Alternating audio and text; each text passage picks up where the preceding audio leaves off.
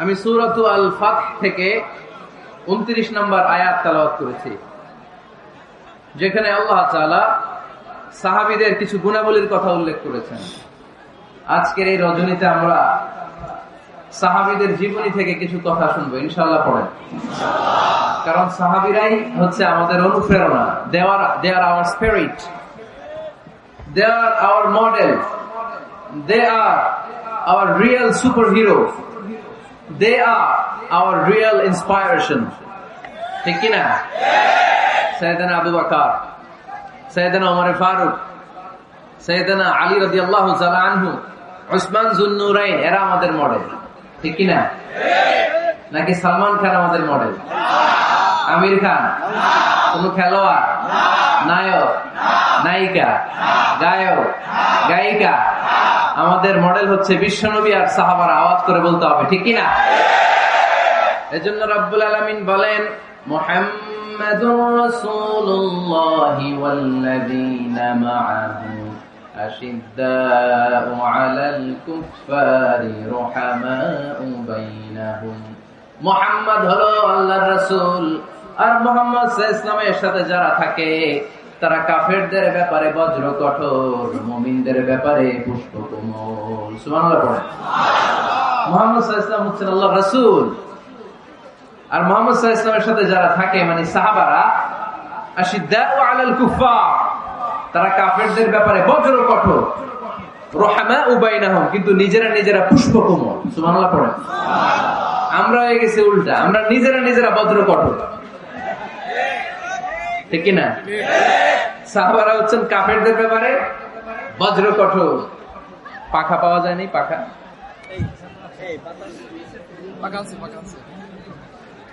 সাহাবারা কাফেরদের ব্যাপারে বজ্র কঠোর। বুঝে শুনে উত্তর দিবেন, কাদের ব্যাপারে? কাফেরদের ব্যাপারে। আর নিজেরা পুষ্পকোমল। আমরা তার উল্টো, আমরা নিজেরা বজ্র কঠোর। দেখা হইলেই বলে আপনি কোন পীরের মুরিদ, দেখা হইলে শুরুতেই বলে আপনি কোন দল করেন, আছে না নাই? আর কাফের ফতুয়া তো বলে লাভ নাই, আছে না নাই? আচ্ছা ভাই, আমরা সবাই ভাই। ইন্নামাল মুমিনুনা ইখওয়া ফাসলিহু বাইনা আখাওয়াইকুম। আমরা যে ভাই, এটা আমরা ভুলে গেছি।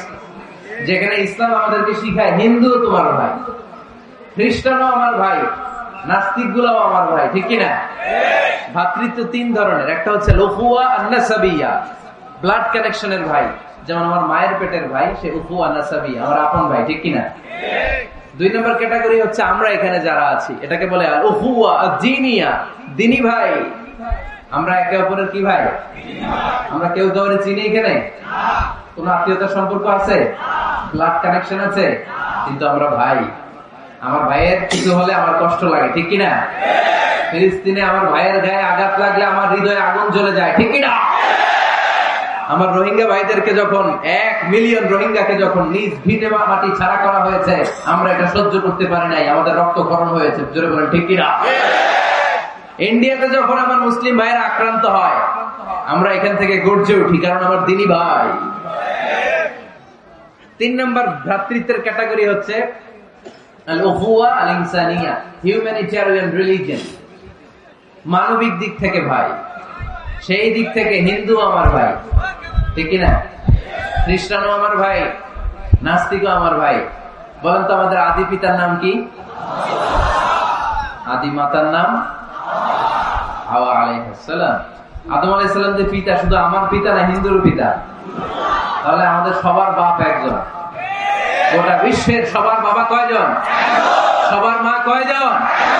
আমাদের কোরআন কয়টা? আমাদের প্রভু এক নবীর উম্মত, জীবন বিধানে ওই শিবানী কোরআন। তবে কেন এক নও হে মুসলমান, এক হও করিয়া আহ্বান। বাইতুল্লাহ মদিনা শরীফে, উহুদ পাহাড়ে, বদরের মাঠে, ঠিক না? বাইতুল্লাহ মদিনা শরীফে উহুদ পাহাড়ে বদরের মাঠে একটা তো জীবন মরণ যে একটাই, একই সাথে মিলে মিশে একটাই প্রাণ।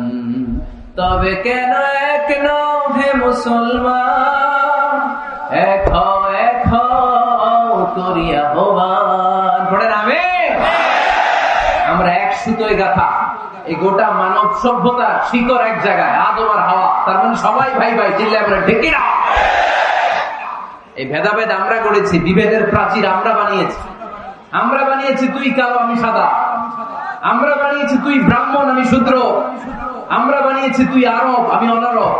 আল্লাহর কাছে কোনো পার্থক্য নাই, সব আল্লাহর গোলাম, চিল্লায় বলেন ঠিক কিনা? এজন্য সাহাবাদের মধ্যে যে অভ্যাসটা ছিল, ট্র্যাডিশন ছিল, রুহামাউ বাইনাহুম, নিজেরা পুষ্প কোমল, এক ভাই আরেক ভাইয়ের জন্য জীবন দিয়ে দিত। মক্কা থেকে মুহাজির সাহাবারা বাড়ি ছেড়ে, ঘর ছেড়ে, পরিবার ছেড়ে, সম্পদ ছেড়ে মদিনায় আসলেন। মদিনাতে তাদের কেউ নাই, এলাকাটা অপরিচিত। বিশ্বনবী বললেন, চিন্তার কোনো কারণ নাই, টেনশন করো না। প্রত্যেক মুহাজির সাহাবীকে ধরে ধরে মদিনার আনসারী সাহাবীদের বাড়িতে পাঠিয়ে দিলেন, আর প্রত্যেকের সাথে ভ্রাতৃত্বের বন্ধনে আবদ্ধ করে দিলেন, ভাই ভাই বানিয়ে দিলেন। ভাই আনসার সাহাবারা নিজেদের, যাদের দুইটা বউ ছিল, তারা বলতে শুরু করলো, মুহাজির সাহাবী তুমি আমার ভাই, যেহেতু বিশ্বনবী তোমার দায়িত্ব আমাকে দিয়েছে, তুমি আমার আপন ভাইয়ের চেয়ে বড়, ঠিক কিনা? আমার দুইজন স্ত্রী, আমি একজনকে তালাক দিয়ে দিব, কারে ভালো লাগে দেখো, এই দুইজনের মধ্যে থেকে কারে ভালো লাগে তাকে তালাক দিব, ডিভোর্স দিব, তারে তুমি বিয়ে করে ফেলবা। আমার যত সম্পদ আছে সব সম্পদ এই যে সামনে নিয়ে আসলাম, অর্ধেক তোমার অর্ধেক আমার। সুবহানাল্লাহ বলবেন না? This is called Islamic brotherhood. এভাবে সম্পদ পেয়ে, স্ত্রী পেয়ে মুহাজির সাহাবারা আনন্দে নিয়ে যায় নাই। আব্দুর রহমান ইবনে আউফ রাদিয়াল্লাহু তাআলা আনহুকে যখন প্রস্তাব দেয়া হলো, আপনি আমার ভাই, আপনার দায়িত্ব বিশ্বনবী আমাকে দিয়েছে, আমার সব সম্পদের অর্ধেক নিয়ে যান, আমার একাধিক স্ত্রী আছে, কারে ভালো লাগে দেখেন, তালাক দিয়ে দিব, নিয়ে যান। উনি আনন্দের চোটে সব নিয়ে যায় নাই। আমরা পাইলে কি করতাম? হ্যাঁ, ধরেন আপনার বাড়ি ফরিদপুর, আপনি গেছেন চিটাগাং, একজন আপনার ভাই বানাই দিল, এখন বললো ভাই আমার দুই বউ, একটা আপনি নিয়ে যান, আমার 20 কোটি টাকা আছে ব্যাংকে, 10 কোটি আপনার। আমরা কি করতাম? আহা কি আনন্দ, আকাশে বাতাসে, ঠিক কিনা? আমরা তো মহা খুশি হয়ে যেতাম। আব্দুর রহমান ইবনে আউফ, হোয়াট ইজ দ্য পার্সোনালিটি, কি পার্সোনালিটি, ব্যক্তিত্ব তারা বিলং করতো। উনি বলেছেন, দুল্লানি আলা সুক বারাকাল্লাহু ফি মালিকা ওয়া আহলিক, আল্লাহ তোমার স্ত্রীর মধ্যেও বরকত দেখ, সম্পদেও বরকত দেখ। আমার সম্পদও লাগবে না, স্ত্রীও লাগবে না, শুধু বাজারটা কোথায়, show me the way to market, মদিনার বাজারটা কোথায় দেখায় দাও, আমি ব্যবসা করে নিজেই ধনী হয়ে যাব। ভ্রাতৃত্বের বন্ধন। আশিদ্দাউ আলাল কুফফার রুহামাউ বাইনাহুম, সাহাবারা কাফেরদের সাথে বজ্র কঠোর, নিজেরা পুষ্পকোমল, আর আমরা নিজেরা বলেন বজ্র কঠোর। এজন্য সাহাবীদের যে পন্থা, ওই পন্থা আমাদের মধ্যে আনার দরকার আছে না? আমরা কি নিজেরা নিজেদেরকে ভাই বলতে পারি না? হ্যাঁ, আর কতদিন? সেই ছোটবেলা থেকে শুনতেছি, এরে দেখতে পারে না, এরে গালি দেয়, কিন্তু আমরা ভাই। ইসলাম আমাদেরকে এটা শিখায় নাই, চিল্লায় বলেন ঠিক কিনা? তাই আমরা ভ্রাতৃত্বের বন্ধনে অটুট থাকতে চাই। আজকের মাহফিলের স্লোগান হোক, কালিমা লা ইলাহা ইল্লাল্লাহ, যে পড়েছে সেই আমার ভাই। তার জন্য আমার হৃদয়ে ভালোবাসার দরদ আছে না নেই? এজন্য রব্বুল আলামিন বলেন, মুহাম্মাদুর রাসূলুল্লাহি ওয়াল্লাযীনা মাআহু আশিদ্দাউ আলাল কুফফারি রুহামাউ বাইনাহুম। মুহাম্মদ সাল্লাল্লাহু আলাইহি ওয়াসাল্লাম আল্লাহর রাসূল, তার সাথে যারা থাকে মানে তারা সাহাবারা, নিজেরা পুষ্পকমল, কাফেরদের ব্যাপারে তারা বজ্র কঠোর। সুবহানাল্লাহ পড়েন। এরপর আল্লাহ বললেন, তারাহুম রুকআন সুজদান ইয়াবতাগুনা ফাদলাম মিনাল্লাহি ওয়া রিদওয়ানা। ও নবী, আপনি দেখবেন আপনার সাহাবারা সব সময় রুকু করে, সব সময় সিজদা করে, সিজদার মধ্যে তারা মাথা ঠুকে ঠুকে আমার দরবারে কাঁদে, ঠিক কি না? সাহাবাদের একটা বৈশিষ্ট্য হচ্ছে, অবসর পেলেই ওনারা রুকু করতেন, সিজদা করতেন। আকরাবু মা ইয়াকুনুল আবদু মির রাব্বিহি ওয়া হুয়া সাজিদ ফাআকসিরু ফীহি দুআ। বান্দা যখন সেজদায় লুটিয়ে পড়ে, বান্দা তখন আল্লাহর সবচেয়ে কাছে চলে যায়। আমরা যখন সেজদা দেই তখন আল্লাহর কাছে চলে যাই। কখন কাছে চলে যাই? যখন কি দেই? আপাত দৃষ্টিতে মনে হয় আমার সেজদাটা মসজিদের টাইলসের উপরে পড়েছে, জায়নামাজের উপরে পড়েছে, মসজিদের কাতারের উপরে, মুসল্লার উপরে পড়েছে, কিন্তু আল্লাহর হাবিব বলেন তোমার সেজদাটা আল্লাহর কুদরতি পায়ের উপরে পড়েছে। সাহাবীরা সব সময় রুকু সেজদায় পড়ে থাকতেন, আল্লাহর কাছে তারা চাইতেন। তাই আমাদের মডেল হবে সাহাবা। আমাদের মডেল হবে কারা? আওয়াজ করে বলেন কারা? এই মেসেজটা বাড়িতে নিয়ে যেতে পারবেন তো? This is the first message I dropped today for the people of Faridpur. Faridpur বাসীর জন্য আজকের আমার প্রথম মেসেজ, আমাদের মডেল হচ্ছে সাহাবা। ঠিক কিনা? সাহাবারা আমাদের মডেল, ওনারা আমাদের ইন্সপায়ারেশন, ওনারা আমাদের অনুপ্রেরণা। এজন্য আল্লাহ হাবিব সাল্লাল্লাহু আলাইহি ওয়াসাল্লাম বলেছেন লা তাসুব্বু আসহাবি, খবরদার আমার সাহাবাদেরকে গালি দিও না। তোমরা যদি উহুদ পাহাড় পরিমাণ স্বর্ণ দান করো, আমার সাহাবারা ওই কঠিন মুহূর্তে যে এক মুঠ চাল দান করেছিল, ওই চালের দানের সমান হবে না। আবার বিশ্বনবী বলতেন খায়রুল কুরুনি করনি সুম্মাল্লাযীনা ইয়ালুনাহুম সুম্মাল্লাযীনা ইয়ালুনাহুম, সবচেয়ে শ্রেষ্ঠ যুগ আমার যুগ, তারপরে আমার সাহাবাদের যুগ, তারপরে তাবিঈদের যুগ। পড়েন সুবহানাল্লাহ। সবচেয়ে শ্রেষ্ঠ যুগ হচ্ছে সাহাবাদের যুগ। নাকি এখন প্লেন আবিষ্কার হয়েছে, রকেট আবিষ্কার হয়েছে, মডার্ন টেকনোলজি সব আমাদের হাতে, এজন্য এই যুগটা শ্রেষ্ঠ নাকি? না, আল্লাহর হাবিব সাল্লাল্লাহু আলাইহি ওয়াসাল্লাম বলেছেন সাহাবাদের যুগটা হচ্ছে গোটা দুনিয়া যত যুগ এই পৃথিবী দেখেছে সবচেয়ে শ্রেষ্ঠ যুগ হচ্ছে সাহাবাদের যুগ। চিল্লায় বলেন ঠিক কিনা? আবার আল্লাহ বললেন রাদিয়াল্লাহু তাআলা আন, রব্বুল আলামিন দুনিয়ার কোন গোষ্ঠীর ব্যাপারে, দুনিয়ার কোন জাতির ব্যাপারে, দুনিয়ার কোন মানুষদের ব্যাপারে রেদওয়ানুল্লাহ আল্লাহর সন্তুষ্টির কথাটা বলেন নাই, শুধু বলেছেন কেবলমাত্র সাহাবাদের জন্য। সুবহানাল্লাহ পড়া। এজন্য সাহাবাদের নাম শুনলে কি পড়তে হয়? আমি যদি পড়ি আবু বকর, এরপরে কি পড়বেন? যদি পড়ি ওমর, যদি পড়ি আলী, যদি পড়ি উসমান রাদিয়াল্লাহু তাআলা আনহু, আল্লাহ তাআলা ওনাদের উপর খুশি হয়েছেন। ঠিক কি না? এজন্য সাহাবারা আমাদের মডেল। আজকে আমরা সাহাবাদের জীবন চরিত্র সম্পর্কে কিছু জানার চেষ্টা করব এবং সেই জীবনের আলোকে আমাদের জীবনকে আলোকিত করতে চেষ্টা করব ইনশাআল্লাহ। পড়েন, সবার মনোযোগ আছে তো? আজকে আমরা সাইয়েদনা ওমর ফারুকের বায়োগ্রাফি সম্পর্কে জানবো। ওমর ফারুক রাদিয়াল্লাহু তাআলা আনহু, the super hero of this উম্মাহ। এই উম্মার সুপার হিরো তিনি। ঠিক কি না? ওনার মুখের আগে লাঠি চলতে বেশি। সুবহানাল্লাহ পড়বেন না? মাঝে মাঝে লাঠি চালানোর দরকার আছে না নাই? সাইয়েদনা ওমর ফারুক আমাদের জন্য অনুপ্রেরণা। He is the real super hero of Muslim উম্মাহ। তিনি এই উম্মার রিয়েল সুপার হিরো। এজন্য ওনার জীবনী থেকে আমরা কিছু শিক্ষা নেওয়ার চেষ্টা করবো ইনশাআল্লাহ। পড়েন সাইয়েদনা ওমর ফারুক কিভাবে ইসলাম ধর্ম গ্রহণ করলেন, কিভাবে বিশ্বনবীর প্রাণের কলিজার টুকরা হলেন, এটা দিয়ে আমরা শুরু করি। আল্লাহ তাআলা সাইয়েদনা ওমর ফারুকের হৃদয়ের মধ্যে 3টা ধাক্কা মেরেছেন, ঈমানের ধাক্কা। আওয়াজ করে বলতে হবে কয়টা? জোরে বলেন তো কয়টা? 3টা ঈমানি ধাক্কা। এক হচ্ছে বিশ্বনবীর দোয়ার ধাক্কা, এক কি? দোয়ার ধাক্কা। 2 হচ্ছে সূরা হাক্কা দিয়ে দিয়েছেন আল্লাহ এক ধাক্কা। সুবহানাল্লাহ পড়বেন না? 3 হচ্ছে সূরাতু তাহা দিয়ে আল্লাহ দিয়েছেন আরেকটা ধাক্কা। এই 3টা ঈমানি ধাক্কা যখন সাইয়েদনা ওমর ফারুকের হৃদয়ে লাগলো, উনি পড়তে আরম্ভ করেছেন আশহাদু আল্লা ইলাহা ইল্লাল্লাহ ওয়া আশহাদু আন্না মুহাম্মাদান আবদুহু ওয়া রাসূলুহু। চিল্লায়ে পড়েন আল্লাহু আকবার। বিশ্বনবী মক্কায় বসে বসে তাহাজ্জুদের সালাত পড়ে আল্লাহর কাছে দোয়া করলেন, আল্লাহ আল্লাহুম্মা আইজ্জাল ইসলাম বিআহাব্বির রাজুলাইনি ইলাইক। ও আল্লাহ, 2 জন লোকের নাম বলবো, 2 জনের দরকার নেই, এই 2 জনের একজনকে আপনি ইসলামের সুশীতল ছায়া তোলে এনে ইসলামকে বিজয় দান করে দেন। মুহূর্তের মধ্যে দোয়াটা কবুল করে নিয়েছে কে? বিশ্বনবী বললেন আল্লাহ 2 জনের নাম বলবো আজকের দোয়ায়। আবি জাহল ইবনে হিশাম, হয়তো হিশামের বেটা আবু জাহেলকে আপনি ইসলামের ভিতরে নিয়ে আসেন, কিংবা ওমর ইবনুল খাত্তাব, খাত্তাবের বেটা ওমরকে আপনি ইসলামের ছায়া তলে নিয়ে আসেন। ওমর ফারুকের জন্য দোয়াটা কবুল করে নিয়েছে কে? মক্কার যে অবস্থা, আল্লাহর হাবিব সাল্লাল্লাহু আলাইহি ওয়াসাল্লাম বুঝলেন মক্কার এই দুইজনের একজন যদি আমার সাথে না থাকে তাহলে মক্কায় দাওয়াতি কাজ চালিয়ে যাওয়া যাবে? আল্লাহ বললেন, আল্লাহ বেশি চাই না, এই দুইজনের একজন, হয় আবু জাহেল নয় ওমর, হয় আবু জাহেল নয় ওমর। বিশ্বনবী যখন দোয়া করলেন, এই দোয়ার একটা ইমানি ধাক্কা, নুরানি ধাক্কা সাইয়েদনা ওমর ফারুকের হৃদয়কে স্পর্শ করে ফেলল। দোয়া ইজ লাইক এ মিসাইল।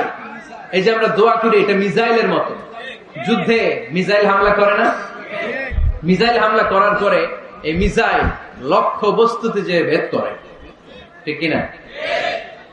তেমনি দোয়ার মতো যদি আপনি দোয়া করতে পারেন, আপনি যেই জন্য দোয়া করেছেন ঠিক ওই জায়গায় যে আপনার দোয়া স্পর্শ করে। সুবহানাল্লাহ পড়বেন না? বিশ্বনবীর দোয়ার মাধ্যমে প্রথমে সাইয়েদনা ওমর ফারুকের হৃদয়ে এক ধাক্কা লাগলো। 2 নম্বরে রব্বুল আলামিন সূরাতুল হাক্কা দিয়ে ওমর ফারুকের হৃদয়ের মধ্যে দিলেন এক ধাক্কা। পড়েন আল্লাহু আকবার। কোরআনের ভেতরে সূরাতুল হাক্কা নামে একটা সূরা আছে না নাই? আল হাক্কাতু মাল হাক্কা ওয়া মা আদরাকা মাল হাক্কা। পড়েন আল্লাহু আকবার। বিশ্বনবী যখন দোয়া করলেন, ওই দোয়া যখন সাইয়েদনা ওমর ফারুকের হৃদয় স্পর্শ করলো, সাইয়েদনা ওমর ফারুক সব সময় বিশ্বনবীরে ফলো করতে আরম্ভ করলেন। বিশ্বনবী ডানে গেলে লুকিয়ে লুকিয়ে ওমর ফারুক ডানে যায়, বিশ্বনবী বায়ে গেলে লুকিয়ে লুকিয়ে ওমর ফারুক বায়ে যায়। বিশ্বনবী একবার মসজিদুল হারামে যে নামাজ পড়তে শুরু করলেন, ওমর ফারুক তখন বিশ্বনবীর পিছু পিছু ছদ্মবেশে পেছন থেকে যে বিশ্বনবী কিভাবে নামাজ পড়ে দেখতে শুরু করলেন। বিশ্বনবী ইন দা মিন টাইম এশারা নামাজে আল হাক্কাতু মাল হাক্কা তেলাওয়াত শুরু করে দিলেন। আল হাক্কাতু মাল হাক্কা তেলাওয়াত শুরু করে দিলেন। তেলাওয়াত করতে করতে বিশ্বনবী যখন তেলাওয়াত করতেছে, ওমর ফারুক এরকম দুলতেছে আর মজা পাচ্ছে। ওমিয়া বিশ্বনবীর কণ্ঠ বুঝি আমার মতো কণ্ঠ, আপনার মতো কণ্ঠ, আহমদ বিন ইউসুফের কণ্ঠ, আব্দুল বাসিতের কণ্ঠ না? বিশ্বনবীর গলায় যে কি সুরের ঝংকার আল্লাহ দিয়েছেন, কি সুরের লহরী আল্লাহ দিয়েছেন, একবার যে শুনতো পাগল হয়ে যেত। আল্লাহু আকবার।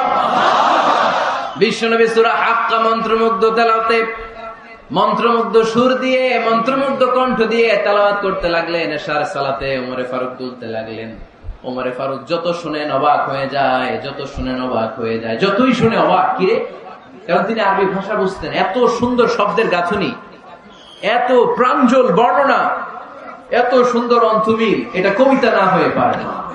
উনি মনে মনে ভাবলেন, এটা মনে হয় কবিতা। It might be poem, it could be poem.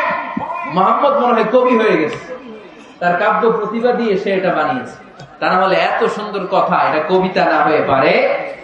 In the mean time বিশ্বনবী কিন্তু দেখতেছে না যে পেছনে ওমর।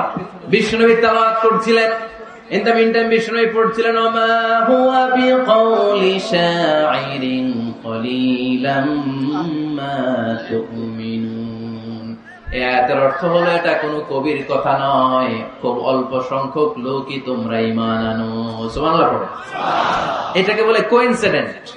কোইন্সিডেন্ট হুট করে অনেক সময় মিলে যায়, যায় কি যায় না? আপনি একজনের কথা ভাবতেছেন ভাবতেছেন, বাজারে গেলেন, বাজারে যেই দেখেন ওই লোকটা দাঁড়ায় আছে, এরকম হয় কি হয় না? কোইন্সিডেন্ট। ওমর ফারুক মনে মনে যেটা ভাবতেছে ওই কথা দিয়ে বিশ্বনবী তেলাওয়াত করতেছে। আল্লাহু আকবার। বিশ্বনবী যে আয়াত তেলাওয়াত করছিলেন, আয়াতের অর্থ হলো, এটা কোনো কবির বানানো কবিতা না, খুব অল্প সংখ্যক লোকই তোমরা ঈমান আনো। ওমর ফারুক আটকে উঠলেন, থমকে দাঁড়ালেন। ঘটনা কি? আমি মনে মনে ভাবলাম, কি রে, এত সুন্দর কথা, এটা তো মানুষের কথা হতে পারে না, এটা নিশ্চয়ই কবিতা, কবির কথা। কিন্তু মোহাম্মদ এখন আবার পড়তেছে, ওমা হুয়া বিকাউলি শাইর, এটা কোনো শায়েরের, কবির কথা নয়। কলিলাম মা তুমিনুন, অল্পই তোমরা ঈমান আনো। তার মানে আমার মনে যা চলে মোহাম্মদ এটা টের পায়। মোহাম্মদ গণক, নাউজুবিল্লাহ পড়বেন না? মোহাম্মদ অনেক বড় মাপের একজন গণক। মানুষের হৃদয়ে কি চলে, মনে মনে কি ভাবে, মোহাম্মদ না দেখেও বলে দিতে পারে। ইন দা মিন টাইম বিশ্বনবী পরের আয়াতে পড়লেন, ওয়ালা বিকাউলি কাহিনিন কলিলাম মা তাযাক্কারুন। এই আয়াতের অর্থ হলো, এটা কোনো গণকের বানানো গণনা নয়, খুব অল্প সংখ্যক লোকই তোমরা উপদেশ হিসেবে এটাকে মানো। সুবহানাল্লাহ পড়েন। এবার আর ওমর ফারুকের সহ্য হয় না, কি আজীব তামাশা। প্রথমে মনে করলাম কবিতা, মোহাম্মদ কই কবি না, সে কবি না, এটা কবিতা না। তারপর ভাবলাম সে গণক, সে আয়াত পরে পরে বলে দিল এটা গণনা নয়। তাহলে এটা কি? এটা কি কবিতাও না, গণনাও না, তাহলে এটা কি? বিশ্বনবী তখন বললেন তানজিলুম মির রাব্বিল আলামিন। সুবহানাল্লাহ পড়েন। পরের আয়াত ছিল তানজিলুম মির রাব্বিল আলামিন। এটা দুনিয়ার কোন কবির বানানো কবিতা না, এটা কোন গণকের গণনা না, এটা কোন সাহিত্যিকের বানানো সাহিত্য নয়, এটা মহাবিশ্বের পরিচালক রব্বুল আলামিনের কাছ থেকে পাঠানো কিতাব কোরআন। সূরা হাক্কার ধাক্কায় ওমরে ফারুক কাইত। প্রথমে ধাক্কাটা লাগলো যে দোয়া। বিষ্ণুবী তাহাজ্জুদে কেঁদে দোয়া করলেন, আল্লাহ হয় আবু জাহেলরে দিবা নাইলে ওমরে দিবা। ওই দোয়া ওমরে ফারুকের হৃদয়ে ছোঁয়া লেগেছে। এরপর হাক্কা, সূরাতুল হাক্কা দিয়ে দিলে এক ধাক্কা। এই ধাক্কা খেয়ে উথাল পাথাল হৃদয়ের মধ্যে, হায় রে এ কি বাণী, এ কেমন কথা, কে মুহাম্মদ? তারপরও শয়তানের ওয়াসওয়াসা আছে না নাই?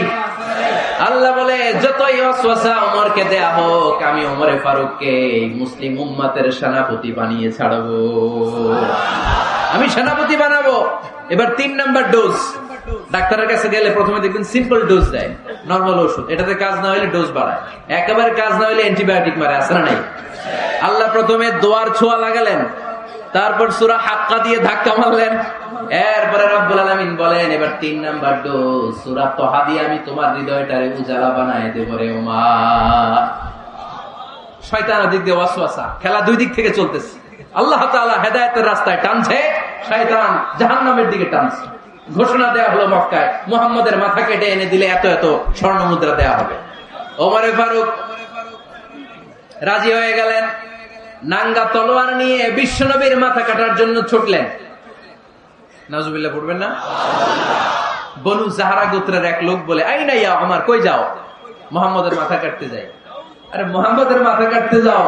তোমার বোন ফাতিমা বিনতে খাত্তাব আর তোমার বোন জামাই সাঈদ কদ সাবা, এরা তো ধর্ম ত্যাগ করে ফেলছে। এটা তো আমাদের ধর্ম ত্যাগ করে মুহাম্মদের ফলোয়ার হয়ে গেছে। আগে ওমর ঘর সামলাও, পরে মুহাম্মদের মাথা কাটতেছে। ওমর ফারুক অবাক হয়ে গেলেন, তলোয়ার নিয়ে বিশ্বনবীর দিকে না যে নিজের বাড়ির দিকে চলে গেলেন। বিশ্বনবীর আপন বোন ফাতিমা বিনতে খাত্তাব, বোন জামাই সাঈদ আর খাব্বাব রাদিয়াল্লাহু তাআলা আনহু, 3 জন মিলে সূরা তাহা তেলাওয়াত করছিলেন। পড়েন সুবহানাল্লাহ। মক্কায় লুকিয়ে লুকিয়ে দাওয়াত হতো। খাব্বাব রাদিয়াল্লাহু তাআলা আনহু একটা চামড়ার ফলকের মধ্যে সূরা তাহার কয়েকটা আয়াত এনে ওমর ফারুকের বোন আর বোন জামাইকে শিক্ষা দিচ্ছে, ট্রেনিং দিচ্ছে। সুবহানাল্লাহ পড়েন। লুকিয়ে লুকিয়ে ওমর ফারুক যখন ঘরে চলে আসলেন, এরা তটস্থ হয়ে গেল।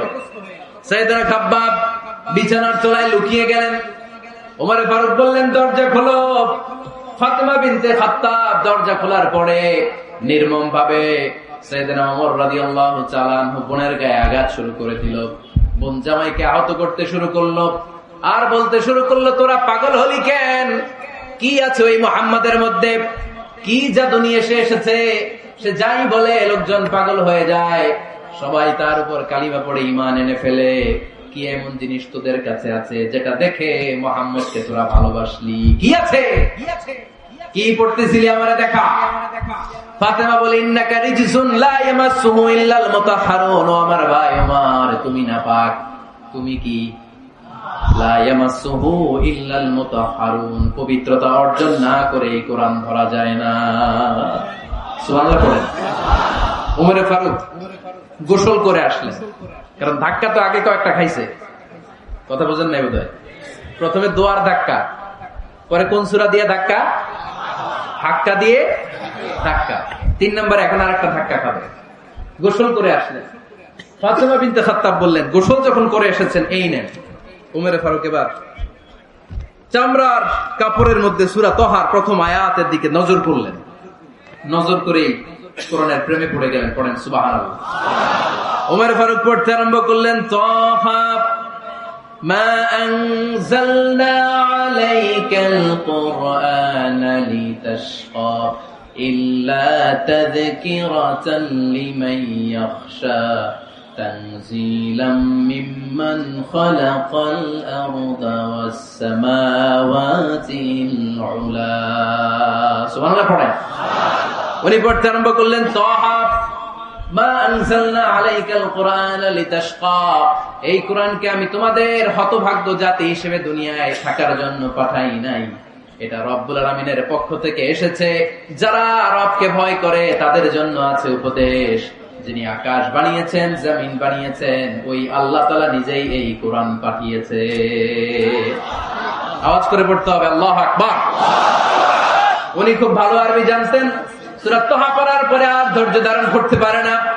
ওমর ফারুক ছোট্ট বাচ্চার মতো কান্না শুরু করে দিলেন। আল্লাহু আকবার। সূরা তাহাটা হাতে নিয়ে, তলোয়ারটা হাতে নিয়ে বিশ্বনবীর দিকে ছুটতে আরম্ভ করলেন। আইনা মুহাম্মদ, কোথায় মুহাম্মদ? তোমরা আমাকে মুহাম্মাদের কাছে নিয়ে চলো।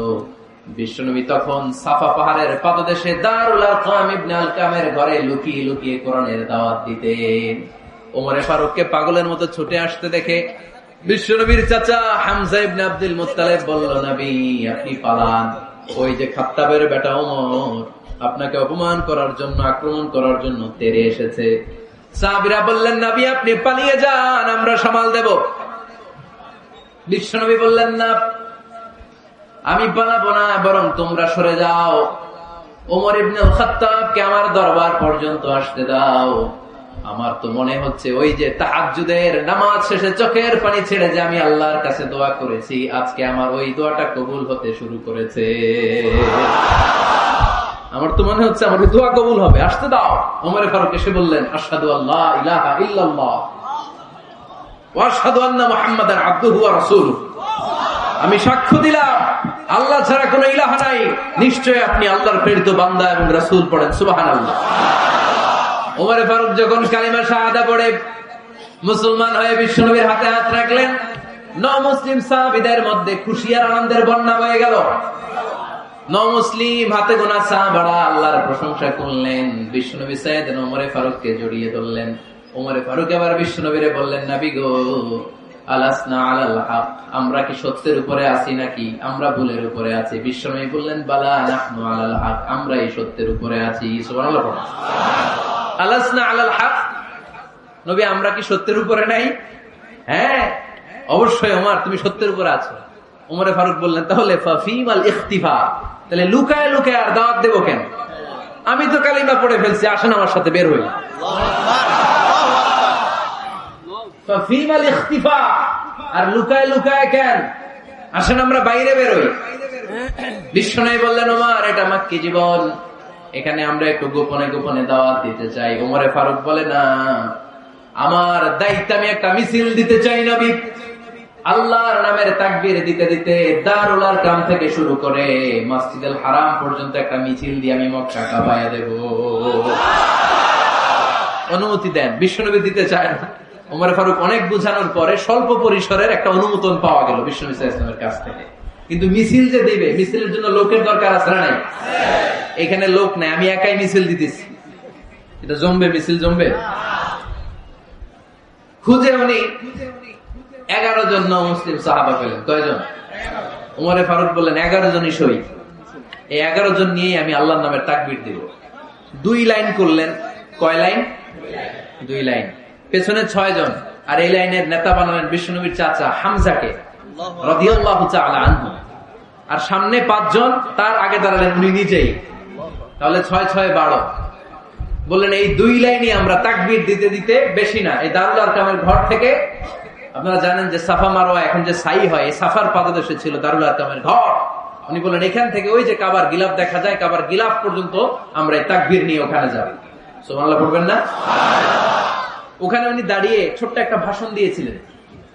উনি বলেছিলেন, মান আরাদা আন তাসকুলা উম্মু ওয়া ইয়াতামা ওয়ালাদু ওয়া তারমিলা যাওজাতুহু ফালিয়াসুদ্দানি। খেয়াল করে শুনেন, কান দুইটা খরগোশের কানের মতো খাড়া করেন। উনি এক বাক্যের একটা ভাষণ দিলেন। ভাষণ দিতে জানলে বড় ভাষণ দেয়া লাগে না। এক বাক্যের ভাষণ দিয়ে গোটা বিশ্বকে ঝাঁকুনি মারা যায়, চিল্লায় বড় ঠিক কিনা? ওমর ফারুক এক বাক্যের একটা ছোট্ট ভাষণ দিলেন। মান আরাদা আন তাসকুলা উম্মু, কে আছো মায়ের এই মক্কায়, কে আছো মায়ের বুক খালি করতে চাও? ইয়াতামা ওয়ালাদু, কে আছো বাচ্চাগুলারে, নিজের সন্তানগুলোরে এতিম বানাতে চাও? কে আছো তারমিলা যাওজাতুহু, নিজের স্ত্রীকে বিধবা বানাতে চাও? ফালিয়া সুদ্দানি, বুকের পাটা থাকলে আমি ওমর রে থামাও। ফালিয়া সুদ্দানি, দেখি মক্কায় কার এত বড় বুকের পাটা? কে আছো মায়ের বুক খালি করতে চাও, সন্তান এতিম বানাতে চাও, স্ত্রীকে বিধবা বানাতে চাও? ফালিয়া সুদ্দানি, পারলে আমারে ঠেকাও। এই বলে উনি আল্লাহু আকবার, আল্লাহু আকবার, আল্লাহু আকবার বলে স্লোগান শুরু করে দিলেন। এক এক স্লোগানে মক্কার মরুজমিন থারথার করে কাঁপতে আরম্ভ করল। এই মিছিল মক্কার কেউ দেয় না। মিছিলের আওয়াজ শুনে আবু জাহেল বাইরিস, উতবা বাইরিস, শাইবা, ওয়ালিদ ইবনে মুগীরা সব বের হয়েছে। কিরে, আমার এলাকায় এত বড় স্লোগান, কার এত সাহস? বের হয়ে দেখে মিছিলের সামনে ওমর। ওমরে দেখে দিছে এক দৌড়, কারণ ওমরে ফারুককে থামানোর মতো বাপের বেটা মক্কায় দ্বিতীয়টা কেউ ছিল না। আওয়াজ করে বলেন ঠিক কিনা? ওমরে ফারুক আল্লাহু আকবার, আল্লাহু আকবার বলে স্লোগান দিতে দিতে মসজিদুল হারামের ভেতরে ঢুকে গেল। কাবার গিলাফ ধরার পরে সেদিন মিছিল থেমেছে ওই আল্লাহর নামের স্লোগান। সেদিন কেউ থামাতে পারে নাই, কিয়ামত পর্যন্ত কেউ থামাতে পারবে না। চিল্লায় বলো ঠিক কিনা?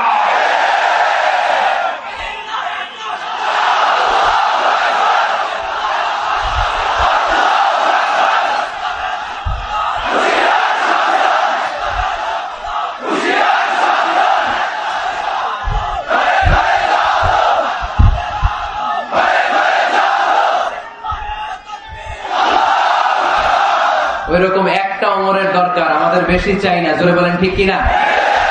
দাও খোদা দাও আমায় আবার ওমর দারাজ দিল, দাও খোদা দাও আমায় আবার ওমর দারাজ দিল, দাও আলীর মতো বীর সেনানি, আলীর মতো বীর সেনানি জাগাতে নিখিল, দাও খোদা দাও আমায় আবার ওমর দারাজ দিল। সুবহানাল্লাহ পড়েন। একটা ওমর লাগবে। চিল্লায় বলেন কয়টা? ওই ওমরের অপেক্ষায় বাংলাদেশ সহ গোটা মুসলিম উম্মাহ, ঠিক কিনা? একটা ওমরই যথেষ্ট। আমাদের সেন্ট্রাল লিডারশিপ নাই তো, আমাদেরকে এদিকে লাথি মারলে আমরা ওইদিকে যাই, ওদিক থেকে গুতা মারলে আমরা এদিকে যাই। আমাদের রিপ্রেজেন্টেটিভ, আমাদের প্রতিনিধিত্ব করার মতো কোন কেন্দ্রীয় লিডারশিপ নেতৃবৃন্দ গোটা বিশ্বে নাই, ঠিক কিনা? আমরা সেই ওমরে ফারুকের অপেক্ষায়, আমরা সেই ইমাম আল মাহাদির অপেক্ষায়। এই ওমরে ফারুক আমাদের মডেল, ঠিক কিনা? থার্ড ইন পজিশন এই পুরো উম্মতের মধ্যে ওনার পজিশন নাম্বার 3। 1 নাম্বার পজিশন বিশ্বনবীর, কার? 2 নাম্বার পজিশন কার? আবু বকর। 3 নাম্বার পজিশন কার? ওমরে ফারুকের। বিশ্বনবী বলতেন লা নবিয়্যা বা'দি, লা নবিয়্যা বা'দি, আমার পরে কোনো নবী নাই, ওয়ালা রাসূলা, আমার পরে কোনো রাসূলও নাই। আমার নবীর পরে আর কোনো নবী আছে? আমার নবীর পরে আর কোনো রাসূল আছে? এই যে কাদিয়ানী যে একটা সম্প্রদায় আছে, এরা কি মুসলিম নাকি অমুসলিম? মুসলিম সম্প্রদায়ের সাথে এদের কোনো সম্পর্ক নাই। চিল্লা বলেন ঠিক কিনা? এরা যদি মুসলমান হতে চায়, আমার নবী দ্য লাস্ট মেসেঞ্জার বিশ্ব নবীকে খাতামুন নবী হিসেবে সংবাদ সম্মেলন করে গোটা বিশ্বকে জানাই দিতে হবে, তারপরে তাদেরকে আমরা মুসলিম হিসেবে স্বীকৃতি দিব। চিল্লা বলেন ঠিক কিনা? তা না হলে তারা কোন ধর্মের এটাকে জানাই দিতে হবে। No inferiority complex, no identity crisis. Identity ক্রাইসিসে থাকা যাবে না। আপনারা কোন ধর্মের এটা জানায় দেন। আপনারা বিশ্ব নবীরও শেষ নবী মানবেন না, আবার মুসলিম বলেও নিজেদেরকে ট্যাগ লাগাতে চাইবেন। সাধারণ মুসলমানরা এটা এই ধোঁকাবাজি মানে না। চিল্লায় বলেন ঠিক কিনা? আমার নবীর পরে কোনো নবী নাই, আমার রাসূলের পরে কোনো রাসূল নাই, ঠিক কিনা? আল্লাহর হাবিব বলতেন লাউ কানা বা'দি নাবিয়্যুন লাকানা উমর, তবে আমার পরে যদি নবী হওয়ার যোগ্যতা কারো থাকে, আমার ওমরের ওই যোগ্যতা আছে। সুবহানাল্লাহ পড়েন। প্রভু তুমি বলেছ রাসূল দেবে না, বলনি দেবে না ওমর, বলনি দেবে না হামজা তারি, খালিদ বিজয় সমর। প্রভু তুমি বলেছ রাসূল দেবে না, বলনি দেবে না ওমর, বলনি দেবে না হামজা তারি, খালিদ বিজয় সমর, প্রভু তুমি বলেছো রাসূল দেবে না। সুবহানাল্লাহ পড়েন। এজন্য আমরা একটা ওমর চাই। কয়টা? বেশি লাগবে? নেতার মতো নেতা কয়টা লাগে? জোরে বলেন কয়টা? Enough. That's enough. Omar Faruk, our superhero. ওনার সাথে বিশ্বনবী সাল্লাল্লাহু আলাইহি ওয়াসাল্লামের মুসাহারার সম্পর্ক ছিল। ওমর ফারুক যে বিশ্বনবীর শ্বশুর, এটা অনেকে জানেই না। ওমর ফারুক রাদিয়াল্লাহু তাআলা আনহু বিশ্বনবীর শ্বশুর ছিলেন। এটা আজকে নতুন শুনছেন। কে কে হাত তোলেন? দেখছেন হুজুর? সঠিক বলছি না আমি? অনেকে আমরা জানি না। মাশাআল্লাহ, জানতে লজ্জা নাই, শিখতে লজ্জা নাই। লজ্জা হচ্ছে অজ্ঞতায় আর মূর্খতায়, ঠিক কি না?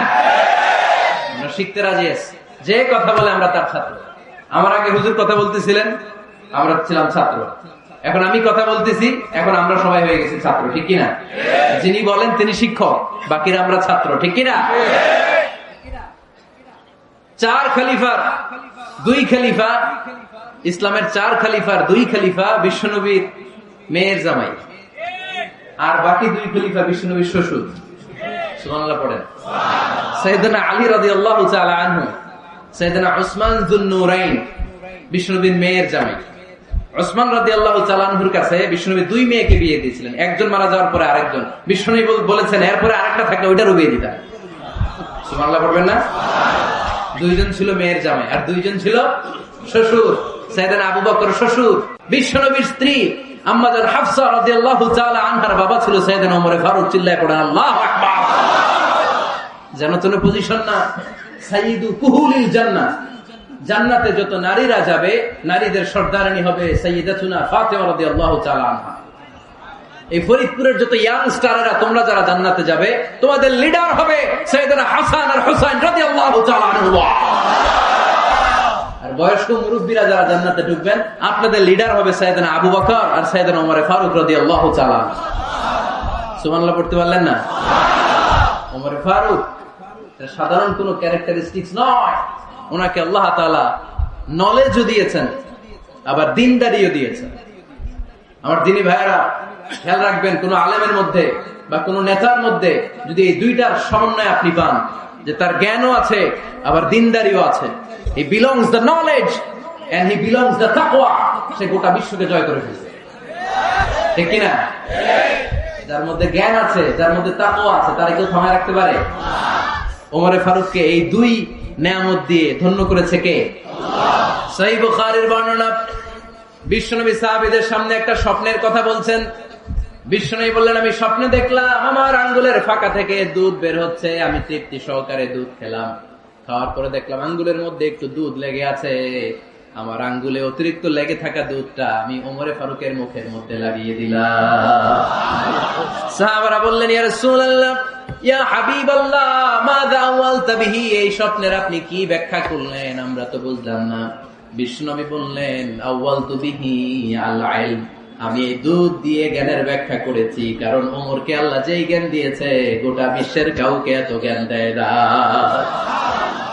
এজন্য স্বপ্নে যদি কেউ দেখেন যে আপনি দুধ খাচ্ছেন, তার মানে আল্লাহ তাআলা আপনার জ্ঞান বাড়ায় দিবেন।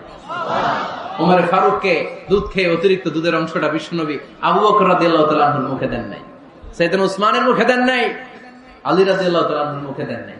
স্বপ্নে ওই অতিরিক্ত লেগে থাকা দুধটা বিশ্বনবী ওমর ফারুকের ঠোঁটের মধ্যে লাগিয়ে দিয়েছেন। এই হাদিস থেকে প্রমাণ হয় আল্লাহ তাআলা জ্ঞানের নিয়ামতে সাইয়েদনা ওমর ফারুককে ধন্য করেছেন। আবার বুখারীর বর্ণনা, বিশ্বনবী সাল্লাল্লাহু আলাইহি ওয়াসাল্লাম আরেকটা স্বপ্নের বর্ণনা দিচ্ছেন। তিনি বললেন, তোমাদের সবাইকে স্বপ্নে আমার সামনে দাঁড় করানো হলো। আমি দেখলাম তোমাদের কারো জুব্বা নাভি পর্যন্ত, কারো জুব্বা হাঁটু পর্যন্ত, কারো জুব্বা টাকনু পর্যন্ত। ওমর ফারুককে যখন স্বপ্নে আমার সামনে দাঁড় করিয়ে দেয়া হলো, আমি দেখলাম ওমরের জুব্বা এত লম্বা, ওমর টেনে হিচড়ে তার জুব্বা নিয়ে সামনে হেঁটে যাচ্ছে।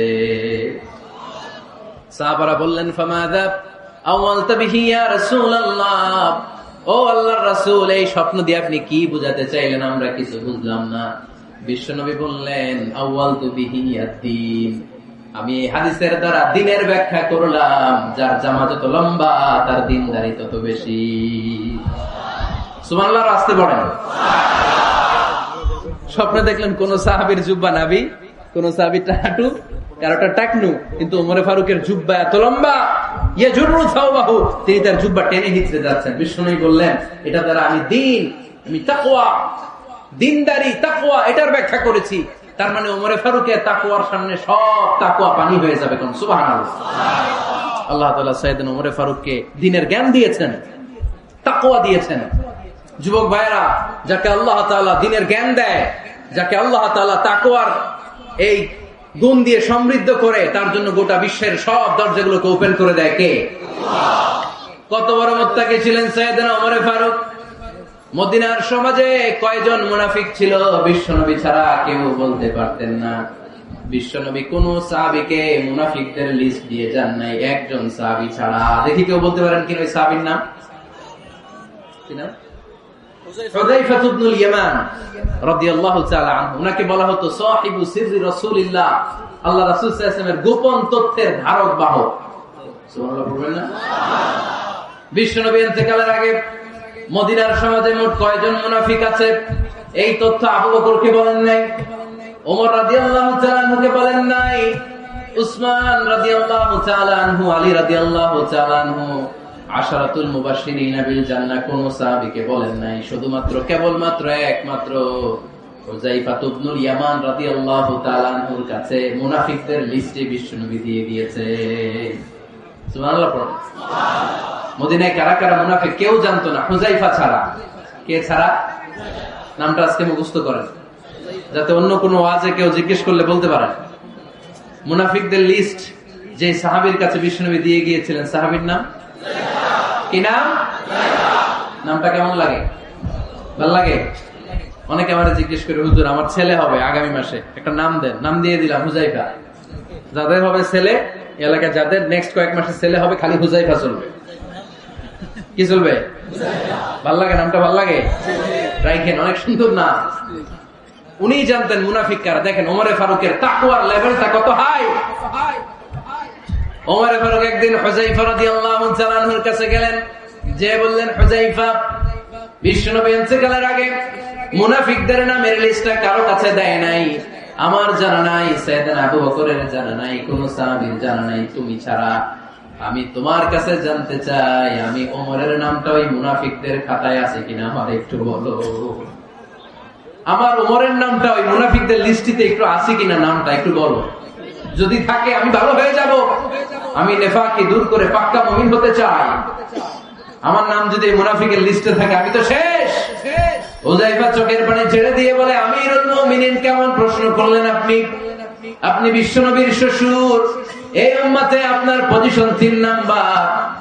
আপনারে মুনাফিকরা ভয় পায়, শয়তান আপনারে ভয় পায়। আপনি জান্নাতে সব বয়স্ক লোকদেরকে নিয়ে জান্নাতের মধ্যে আগে আগে ঢুকবেন। কেমন করে মুনাফিকদের কাতারে আপনার নাম থাকতে পারে? সুবহানাল্লাহ। কি বিনয়ী, কি তাকওয়া। হুযায়ফাকে যে ধরতেন, হুযায়ফা একটু বলো না আমার নামটা মুনাফিকদের লিস্টিতে আছে কি? ওমরে ফারুকের যদি এই টেনশন থাকে যে আমি মুনাফিক হয়ে গেলাম কিনা, আমাদের এই টেনশন থাকার দরকার আছে না নেই? হ্যাঁ, যেন সব সময় আল্লাহর কাছে দোয়া করতে হবে, আল্লাহ তুমি নেফাকি থেকে আমাদেরকে বাঁচাও। আরো জোরে পড়েন আমিন। আপনারা ওঠা বসা শুরু করলেন কেন? অনেক রাত হয়ে গেছে তাই? হ্যাঁ, শেষ করে দেয় তাহলে না? যে অনেকের কষ্ট হচ্ছে মনে হচ্ছে। হ্যাঁ, এক নম্বরে যাচ্ছে এটা সব মুখস্থ দেখি। হ্যাঁ, 1 নাম্বার, 2 নাম্বার, 3 নাম্বার। 1 নাম্বার হইল পেশাবখানা, 2 নাম্বার পায়খানা, 3 নাম্বার নাকি এইটা?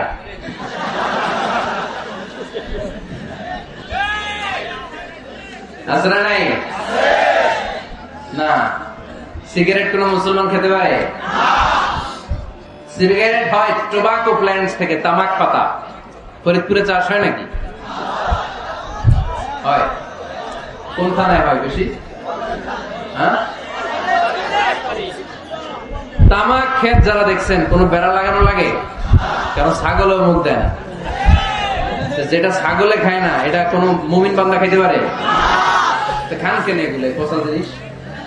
হ্যাঁ, এই পৃথিবীতে বিড়ি আর সিগারেটই একমাত্র খানা যেটা টয়লেটে ঢুকে খাওয়া যায়, তাই না? পৃথিবীতে সিগারেট আর বিড়ি একমাত্র খাবার। রাগ করবেন না যারা খান, রাগ করেন না, একটু কমন সেন্সটা কাজে লাগানোর জন্য, চিন্তার জন্য বলতেছি। এটাই পৃথিবীর একমাত্র খাবার যেই খাবারের গায়ে এই খাবারের বদনাম লেখা থাকে। স্মোকিং কজেস ক্যান্সার, ধূমপান কর্কট রোগের কারণ, ধূমপান স্বাস্থ্যের পক্ষে ক্ষতিকারক, লেখা থাকে না? আচ্ছা ধরেন ফরিদপুরে একটা কোম্পানি নতুন চানাচুর বের করছে, ওই চানাচুরের গায়ে লেখা এই চানাচুর খাওয়ার 1 ঘন্টার মধ্যে বমি শুরু হবে আর ডায়রিয়া হবে। খাবেন? কি কইবেন? তুই খা। দোকানদারে কি কইবেন? তুই খা, তোর বমি হোক, তোর 14 গোষ্ঠীর ডায়রিয়া হোক, আমি টাকা দিয়ে এগুলো কিনবো না, ঠিক কিনা? কারণ এই প্রোডাক্টের গায়ে এই প্রোডাক্টের বদনাম লেখা, এটা আমরা কিনবো কেন? কিন্তু সিগারেটের উপরে সিগারেটের বদনাম লেখা থাকার পরও আমরা খাই, টয়লেটে বসে খাই। এটার মধ্যে একটা পয়জন আছে, এটাকে বলে স্লো পয়জন, নিকোটিন। এটা আপনার লাং, ফুসফুসকে শেষ করে দিবে, স্লো পয়জন। সিগারেট খাওয়া অনেকটা আত্মহত্যা স্বামীর। বিষ খেলে সাথে সাথে মরে, সিগারেট খেলে ধুকে ধুকে মরে। আর সিগারেট থেকে হিরোইন, গাঁজা, ফেন্সিডিল, ইয়াবা, ম্যারিজুয়ানার পথে মানুষ পথ বাড়ায়, পা বাড়ায়, তাই না? এগুলো খাবেন না। নিজে নিজেকে স্বেচ্ছায় ধ্বংসের দিকে ঠেলে দিও না। জীবনটা অনেক সুন্দর, জীবনটা অনেক রঙিন, আল্লাহ দেয়, জীবনটাকে উপভোগ করার দরকার আছে না নাই? এই জন্য সিগারেটকে এই ফরিদপুরের প্রোগ্রাম থেকে আমরা আজকে নো বলে দিলাম। কি বলে দিব? দাওয়াত করে সবাইকে আমরা সবাই একসাথে বলবো সিগারেটকে কি বললাম? মনে থাকবে? মাহফিলের প্যান্ডেল থেকে বাইর হয়ে আবার ইয়েস, হ্যাঁ না, ইয়েস করা যাবে না। সিগারেটকে কি বললাম? নো। ওমর ফারুক রাদিয়াল্লাহু তাআলা আনহু আমাদের সুপার হিরো, আমাদের সবাই বলেন আমাদের। উনি কত বড় সুপার হিরো শুনেন। উনি জুমার খুতবা দিচ্ছেন। কি দিচ্ছেন? মসজিদে নববীতে। খুতবার মাঝখানে হঠাৎ বললেন, ইয়া সারিয়াতাল জাবাল, ইয়া সারিয়াত ইবনে জানিমিল জাবাল। এই কথা বলেই আবার খুতবা দিতে শুরু করলেন। ওনার এই ইয়া সারিয়াত ইবনে জানিমিল জাবালের সাথে আগের কথার কোনো মিল নাই, পরের কথারও কোনো মিল নাই। জুমার নামাজের পর মুসল্লি সাহাবারা ধরলেন, বললেন, ইয়া আমিরুল মুমিনিন। খুতবার মাঝখানে হঠাৎ করে ইয়া সারিয়াত ইবনে জানিমিল জাবাল বলে আপনি চিৎকার করলেন কেন? আপনার এই বাক্যের সাথে আপনার খুতবার আগের বাক্যের কোনো মিল নাই, আপনার খুতবার পরের বাক্যের কোনো মিল নাই। এই কথা আপনি কারে বললেন? কারে উদ্দেশ্য করে বললেন? এই কথার তাৎপর্য কি আমাদেরকে বুঝিয়ে বলেন। ওমর ফারুক বললেন, আমি যখন খুতবা দিচ্ছি আমি দেখতে পেলাম ওই যে কয়েক মাস আগে আমি আমার মুসলিম সেনাবাহিনী পারস্যে আক্রমণের জন্য পাঠিয়েছি, বর্তমানে ইরানের ওই বিশাল এলাকাতে পারস্যে আমি আমার ব্যাটালিয়ন পাঠিয়েছি। আমি হঠাৎ করে দেখতে পেলাম আমার মুসলিম বাহিনীর সেনাপতি যুদ্ধের এক পর্যায়ে তার ডানে আছে উপত্যকা, বায়ে আছে পাহাড়, সে পাহাড়ি রাস্তা ছেড়ে দিয়ে উপত্যকার দিকে যেতে শুরু করেছে। আমি দেখতে পেলাম আমার মুসলিম বাহিনী যদি উপত্যকার দিকে ছুটে বেড়ায়, কাফির মুশরিকরা আমার মুসলিম বাহিনীকে কচুকাটা করে ফেলবে। তাই আমি এখান থেকে তাদেরকে কমান্ড দিয়ে বলেছি, ইয়া সারিয়াতাল জাবাল, উপত্যকার দিকে নয় পাহাড়ের দিকে যাও, তাহলেই তোমাদের বিজয় নিশ্চিত হয়ে যাবে। উপত্যকার দিকে যেও না, ইলাল জাবাল, ইলা সারিয়াতিল জাবাল, পাহাড়ের দিকে ছোট। সাহাবারা অবাক, ঘটনা কি? উনি বসে আছেন মদিনায় মসজিদে নববীর মিম্বারে দাঁড়িয়ে, উনি যদি ইয়া সারিয়াতাল জাবাল বলে, এটা কি ইরানে যাবে নাকি? ও মিয়া, তখনকার সময়ে বর্তমানের মতো মোবাইল ছিল নাকি? ইন্টারনেট ছিল নাকি? কিছু ছিল? খালি মুখে আমি যদি বলি ইয়া সারিয়াতাল জাবাল, এটা ইরানে যাবে, ইন্ডিয়ায় যাবে, ঢাকায় তো যাবে, ফরিদপুর শহরেই তো বসবে না, ঠিক কিনা? কিন্তু এটা আমিরুল মুমিনিন বিশ্বাসী সাহাবারা বিশ্বাস করে নিল। কিছু মুনাফিক ছিল, এরা কয় না ঝামেলাস, এটা তো সম্ভব না। এক কাজ করি, এই সেনাপতি যখন বিজয়ী বেশে মদিনায় ফিরে আসবে আর আমরা তো এরা দিন গুনতে লাগলো এই সেনাপতি মুসলিম বাহিনী নিয়ে পারস্য জয় করে কবে ফিরে আসবে। এই মুনাফিকের দলগুলো কখনো সেনাবাহিনীকে অভ্যর্থনা জানাতে যেত না, কিন্তু এইবার সবার আগে মদিনার উপকণ্ঠে যে সেনাপতিদেরকে অভ্যর্থনা জানানোর জন্য ফুল নিয়ে রেডি, ফুল নিয়ে দাঁড়ায়। সেনাপতি ঢুকার সাথে সাথে ধরছে, সেনাপতি কোথেকে আসছে? পারস্য জয় করে আসছে। এমন এমন দিন, জুমার দিন দুপুর বেলা যুদ্ধের মাঝখানে আমিরুল মুমিনিনের কণ্ঠের কোন কথাবার্তা শুনছো নাকি? সেনাপতি অবাক, তোমরা জানলে কেমনে? শুনছি তো। সুবহানাল্লাহ বলবেন না? আমরা যুদ্ধে একটা ভয়ঙ্কর অবস্থার মধ্যে ছিলাম, পেছন থেকে শত্রু আমাদেরকে আক্রমণ করতে শুরু করে দিল। ডানে যাব না বায়ে যাব, সামনে যাব নাকি পেছনে যাব, রাস্তা খুঁজে পাচ্ছি না।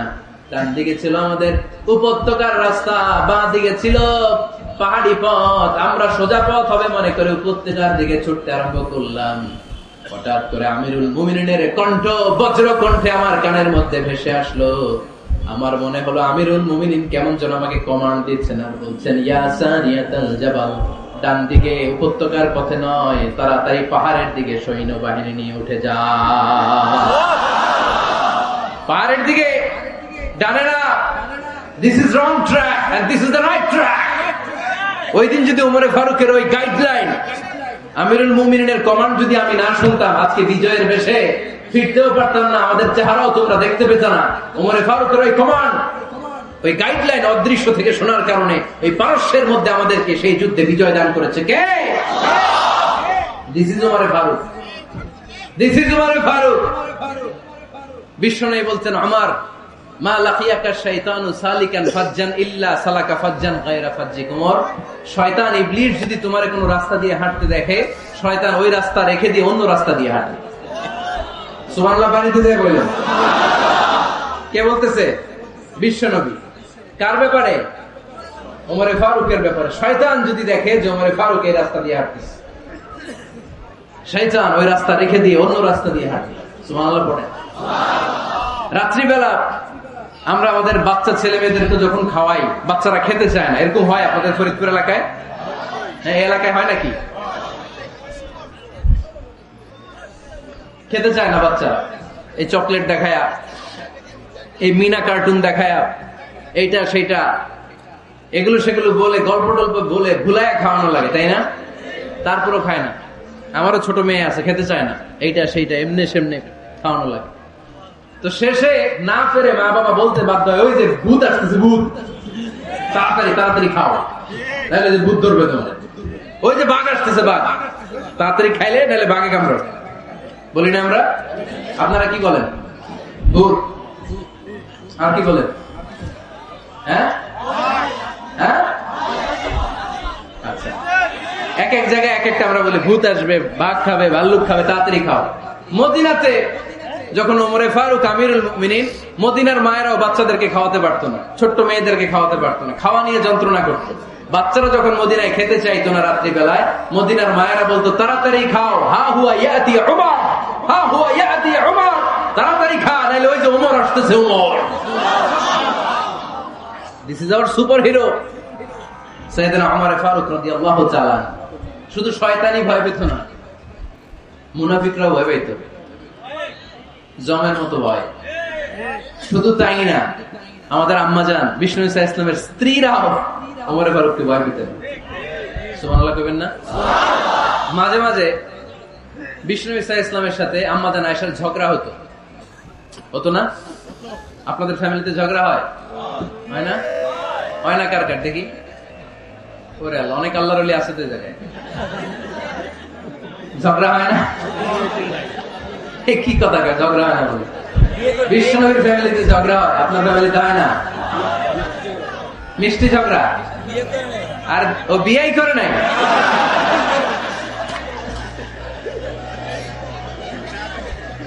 ঝগড়া তো হবেই, দাম্পত্য জীবনের মজাটাই তো এখানে।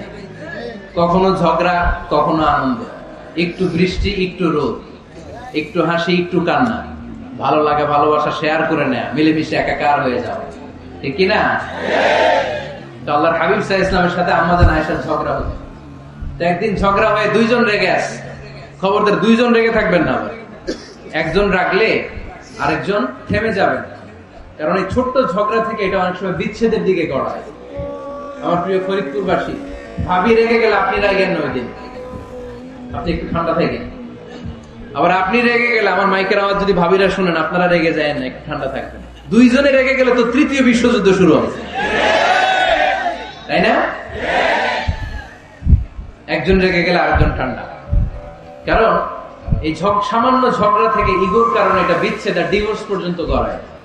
আর শয়তান এখানে উস্কানি দেয়, কারণ ইমানদারদের ফ্যামিলি ভাঙতে পারলে শয়তান সবচেয়ে বড় খুশি হয়, আর ইমানদারদের ফ্যামিলি টিকে থাকলে খুশি হয়ে যায় কে? আম্মা জান আয়েশা রাদিয়াল্লাহু তাআলা আনহার সাথে বিষ্ণু ইসলামের ঝগড়া হতো মাঝে মাঝে। একবার ঝগড়া হলো, বিষ্ণু ইসলামের রাগ, আম্মা জান আয়েশাও রাগ। বিষ্ণু বললেন, আয়েশা ঝগড়া করে আর কতক্ষণ থাকবো, আসো মিটমাট করি। আয়েশা রাদিয়াল্লাহু বললেন, ঠিক আছে মিটমাট করি। তো বিষ্ণু ইসলাম বললেন, মিটমাটের জন্য কারে ডাকবো? ওমরে ডাকি। কয় না, ওমরে না, ওমর গালিজ, ওমর অনেক রাগে, আমার ডর লাগে। কয় তাহলে তোমার আব্বারে ডাকি। কয় ডাক।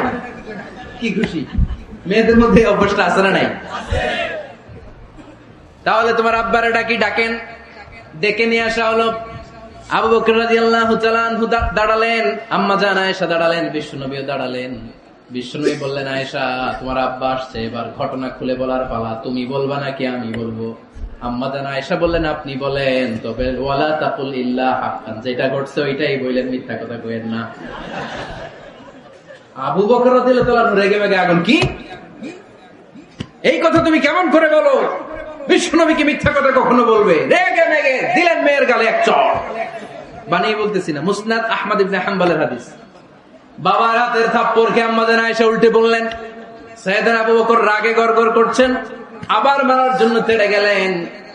এবার বাঁচার জন্য আম্মা জান আয়েশা বিশ্বনবীর পিছনে যে আশ্রয় নিলেন, বিশ্বনবী বাঁচানোর জন্য দুই হাত মিলে দাঁড়িয়ে গেলেন। পড়েন সুবহানাল্লাহ। বিশ্বনবী যখন দুই হাত মেলে দাঁড়িয়ে গেলেন, সাইয়েদনা আবু বকর রাদিয়াল্লাহু আনহু থেমে গেলেন। সাইয়েদনা আবু বকর রাদিয়াল্লাহু তাআলা আনহু ঘর থেকে বের হয়ে বারান্দায় দাঁড়ালেন। পড়েন সুবহানাল্লাহ। এবার বিশ্বনবী আম্মা জান আয়েশার কাছে যেয়ে বলেন, ইয়া আয়েশা কাইফা রাআইতিনি আনকাসতুকি মিনার রাজুল, দেখছো কেমনে বাঁচাইলাম?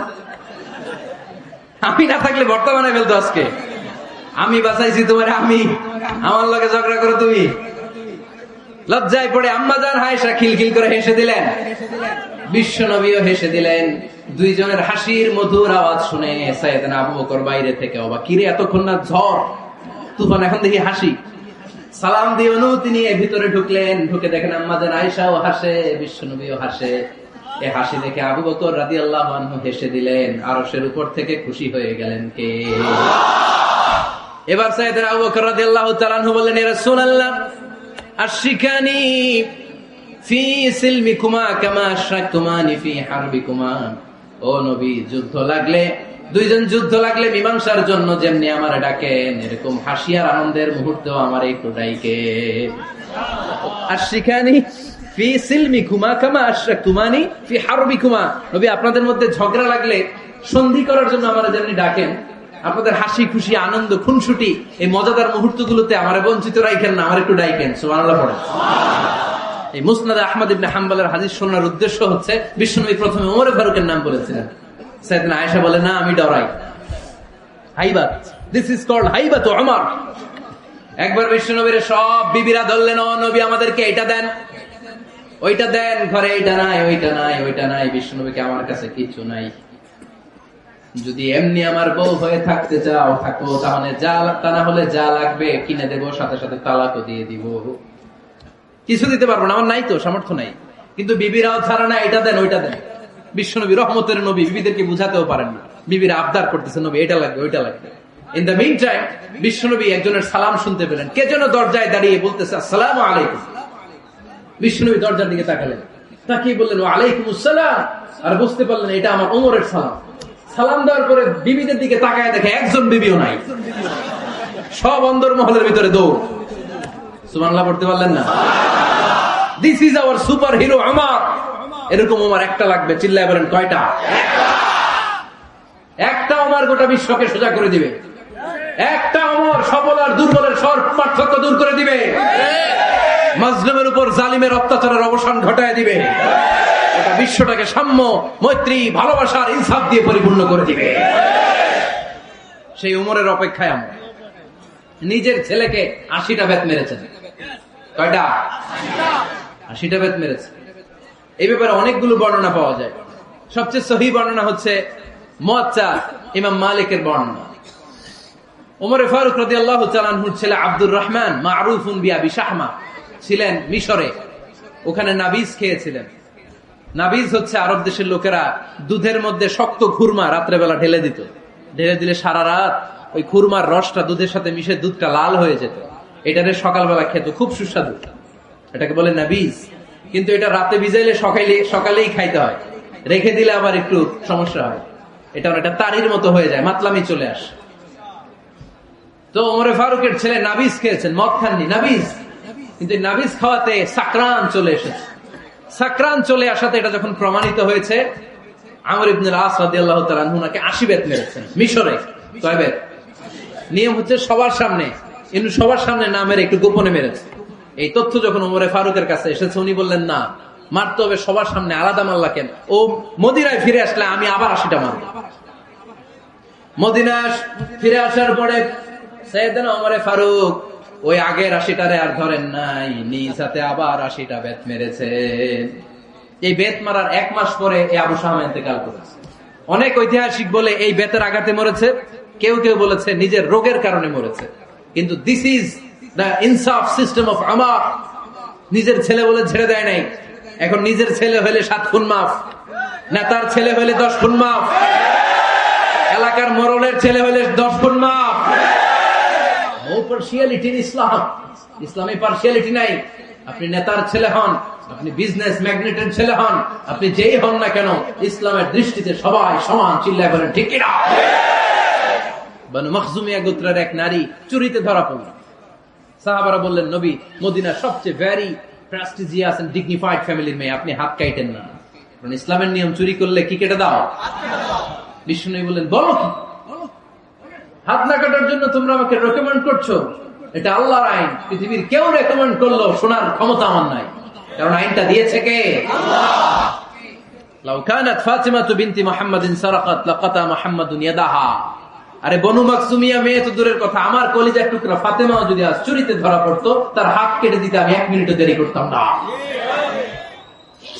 দিস ইজ ইসলাম। এই হচ্ছে ওমরে ফারুকের মানাকিব। এরকম ওমরে ফারুক কয়টা লাগবে? আওয়াজ করে বলতে হবে, কয়টা লাগবে? একটা লাগবে। এই সাইয়েদনা ওমরে ফারুক মদিনার প্রথম চিফ জাস্টিস ছিলেন। সর্বপ্রথম ওনার পরামর্শে সাইয়েদনা আবু বকর রাদিয়াল্লাহু তাআলা আনহু কোরআনকে সংকলন করেছেন।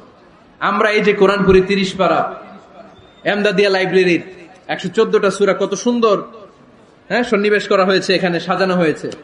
আল্লাহর হাবিব সাল্লাল্লাহু আলাইহি ওয়াসাল্লামের সময় কি এরকম কোরআন ছিল নাকি? ছিল না। খেজুর পাতার মধ্যে, গাছের বাকলের মধ্যে, ওটের বড় হাড্ডির মধ্যে আর পাথরের মধ্যে খোদাই করা কোরআন ছিল। সাইয়েদনা আবু বকরের সময় রাদিয়াল্লাহু তাআলা আনহুর সময় যুদ্ধ হলো, 70 জন হাফেজ সাহাবী ইন্তেকাল করলেন। সাইয়েদনা আবু বকর রাদিয়াল্লাহু তাআলা আনহুকে ডেকে ওমরে ফারুক, এইভাবে হাফেজে কোরআন সাহাবীরা যদি দুনিয়া থেকে বিদায় হয়ে যায়, আল্লাহর কোরআনও তো বিদায় হয়ে যাবে। আমার পরামর্শ হলো, আপনি সব বয়োজ্যেষ্ঠ সাহাবীদেরকে একসাথে করে কোরআনের সব কাগজগুলোকে একসাথে করে একটা নির্ধারিত কপির মধ্যে কোরআনকে সংকলন করে ফেলে। সাইয়েদনা আবু বকর বললেন, যেটা আমার নবী করে না, এটা আমি কেমনে করি? কিন্তু ওমরে ফারুক নাছরবান্দা বলে না, এটা করলে কোনো খারাপ হবে না, ভালোই হবে। মুসলিম উম্মার জন্য এক জায়গায় কোরআন সন্নিবেশিত থাকবে, আপনি করেন। সাইয়েদনা আবু বকর রাজি হয় না, ওমরে ফারুকও ছাড়ে না। ওমরে ফারুক বলতে বলতে বলতে বলতে এমন ভাবে সাইয়েদনা আবু বকর রাদিয়াল্লাহু তাআলা আনহুকে ধরলেন, সব শেষে সাইয়েদনা আবু বকর ওমরে ফারুকের কথায় কোরআন সংকলনে রাজি হয়ে গেলেন। পড়েন সুবহানাল্লাহ। উনি বললেন, ওমর যখন আমাকে বারবার বুঝাতে লাগলো, আল্লাহ তাআলা আমার হৃদয়টা ওমরের কথা শোনার জন্য খুলে দিলেন। আল্লাহ তাআলা কেমন যেন আমাকে ইলহাম করলেন, আবু বকর করো, এই কাজের মধ্য দিয়ে আমি আমার কোরআনকে গোটা বিশ্বে জীবিত রেখে দেব। This is Umar. এই যে আমরা হিজরি সন, হিজরি সনের যে আমরা গণনা করি, এই হিজরি সনের প্রবর্তক হচ্ছে সাইয়েদনা ওমরে ফারুক। সুবহানাল্লাহ নাই? আপনাদের মনোযোগ আছে না গেছে? কই ঘুমাই গেলেন মনে হয়? তাকবীর দেন তো একজন আওয়াজ করে।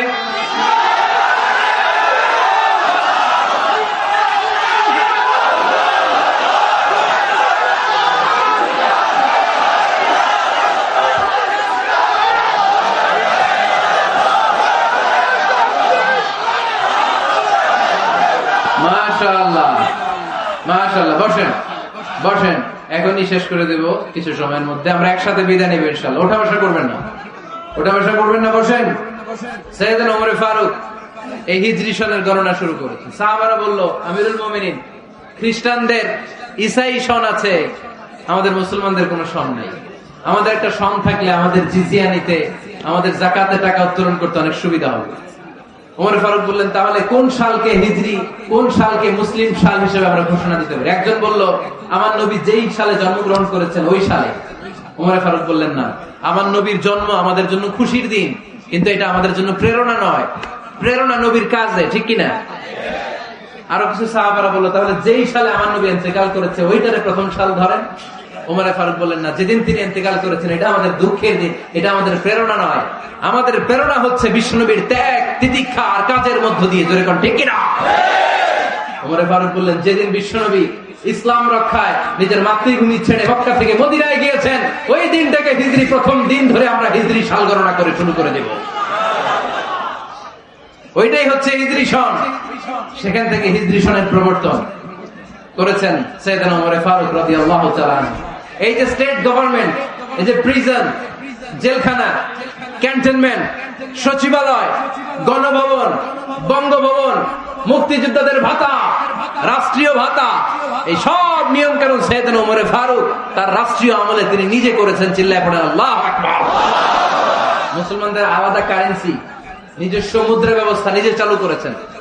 সৈনিকদের মধ্যে যারা বিবাহিত, প্রতি 6 মাস অন্তর অন্তর 1 মাসের ছুটি কাটাতে তারা ফিরে আসবে। সাইয়েদনা ওমর ফারুক চালু করেছেন। চিল্লায় আওয়াজ করে পড়েন আল্লাহু আকবার। এই যে আমরা 20 রাকাত সালাতুত তারাবি পড়ি রমাদানে, পড়েন না আপনারা? এটা সাইয়েদনা ওমর ফারুক চালু করেছেন। সুবহানাল্লাহ পড়তে পারলেন না? কোরআনে মোট 22টা আয়াত আছে যেখানে সাহাবারা ইনডিসিশনে ভুগছিলেন। বিশ্বনবীর মত একটা, ওমর ফারুকের মত আর একটা। এই 22 জায়গায় আল্লাহ তাআলা বিশ্বনবীর মতের পক্ষে আয়াত নাজিল না করে ওমর ফারুকের মতের পক্ষে কোরআনের আয়াত নাজিল করে। আওয়াজ করে পড়েন আল্লাহু আকবার। এদিকে উঠলেন কেন আপনারা? যারা উঠছেন আমার দিকে তাকান।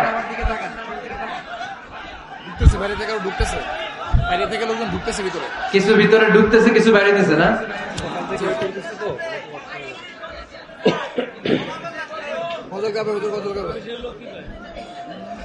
সাইয়েদনা ওমর ফারুক, আমরা সাহাবীদের জীবন চরিত পড়তে চাই না? কত যে অনুপ্রেরণামূলক দৃষ্টান্ত সাইয়েদনা ওমর ফারুক আমাদের জন্য রেখে গিয়েছে। ওমর ফারুক যখন খলিফা, দিনের বেলায় যদি রাষ্ট্রে কোনো নিয়ম জারি করতেন, দিনের বেলায় জনগণকে কোনো বিষয়ে যদি নিষেধ করতেন, রাত্রে বেলায় খাওয়ার সময় ফ্যামিলি মেম্বারদের সবাইকে বলতেন, এই দিনের বেলা আমি জনগণকে এই কাজ করতে নিষেধ করেছি, তোমরা আমার ফ্যামিলি মেম্বার, খবরদার তোমরা এই কাজ করো না। জনগণ করলে যতটুকু শাস্তি, তোরা করলে পাবি ডবল শাস্তি। সুবহানাল্লাহ কইবেন না? আমাদের নেতারা ওই বাড়ির বিচার করে, ওই বাড়ির মাইয়ার বিচার, ওই বাড়ির পোলার বিচার। নিজের পোলা গাঞ্জা টানে আসরা নাই, নিজের মেয়ে অপরাধ করে আসরা নাই। কি নেতা ছিলেন ওমর ফারুক? আগে নিজের ঘর সামলিয়েছেন, আগে নিজেকে সামলিয়েছেন, নিজের ঘর ঠিক করেছেন। বলেছেন জনগণ করলে যত ব্যাড, তোরা করলে double bad. This is called leader, ঠিক কিনা? এক বাবা এসে বললেন, ওমর ফারুক আমার ছেলে কথা শোনে না, বেয়াদব। ওমর ফারুক ছেলেরা ডাকলেন, বাবা তুমি তোমার আব্বাজানের কথা শোনো না, এটা তো কবিরা গুনাহ। ছেলে বলে, ওমর ফারুক সব দায় দায়িত্ব আল্লাহ ছেলে মেয়েদেরকে দিয়েছে, বাবা মাকে কোনো দায়িত্ব দেয়নি। ওমর ফারুক বললেন, অবশ্যই দায়িত্ব দিয়েছে। তাহলে বলেন আমার বাবার দায়িত্ব কি? উনি বললেন, প্রাইমারিলি প্রথমত 3 দায়িত্ব। আইয়ানতাকিয়া উম্মাহ, পৃথিবীর প্রতিটি বাবার উচিত ছেলেদের মেয়েদের জন্য ভালো মায়ের ব্যবস্থা করা। 2 নম্বরে আইয়াহসিনা ইসমা, সুন্দর তার একটা নাম রেখে দেয়। 3 নাম্বার ইউআল্লিমাহুল কিতাব, তার আল্লাহর কিতাব শিক্ষা দাও। এবার ছেলেকে আমার আব্বা 3টার একটাও করে নাই। এবার ওমরে ফারুক রেগে গেলেন, বাবার কাঁধে ধরলেন, বললেন তুই ছেলের জন্য বিচার নিয়ে আসলি, তোর 3টা দায়িত্বের একটাও তুই পালন করিস নাই। ছেলে বলে আমিরুল মুমিনিন, আমার মা নর্তকী, আমার মা মাজুসি, আমার মায়ের মধ্যে কোনো আদব কাদব নাই, সুন্দরী দেখে আমার মা রে বাবা বিয়ে করছে, আমার মায়ের কাছ থেকে জীবনে কিছু শিখি নাই।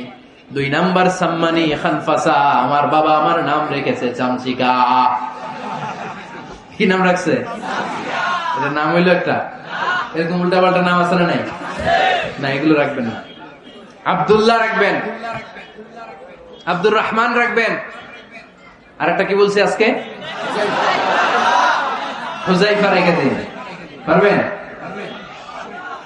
ওয়ালাম ইউআল্লিমনি হারফাম মিন কিতাবিল্লাহ, আমিরুল মুমিনিন। শুধু তাই না, আল্লাহর কোরআনের একটা অক্ষর আমার বাবা কোনোদিন আমারে শিক্ষা দেয় না। ওমর ফারুক রেগে গেলেন, এবার বাপের কান্দে ধইরা মারতে শুরু করলেন। তুই ফুলার নামে বিচার নিয়ে এসেছিস, তোরে মাইর দিমু আগে। এরকম নেতার দরকার আছে না নাই? মদিনায় এক লোক তার বউরে রাগের চোটে 100 তালাক দিয়ে ফেলছে।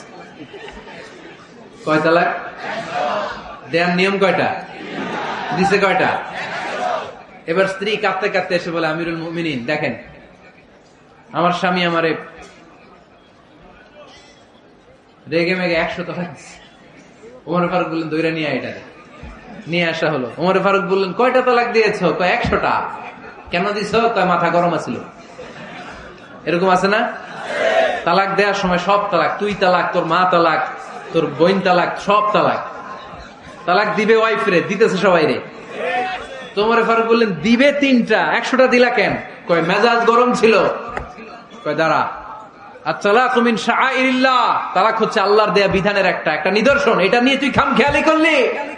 আমার রায় শোন, আমার রায় হচ্ছে 3 তালাকে তোর বউ তালাক, বাকি 97 তালাক তোর পিঠের উপরে পড়বে।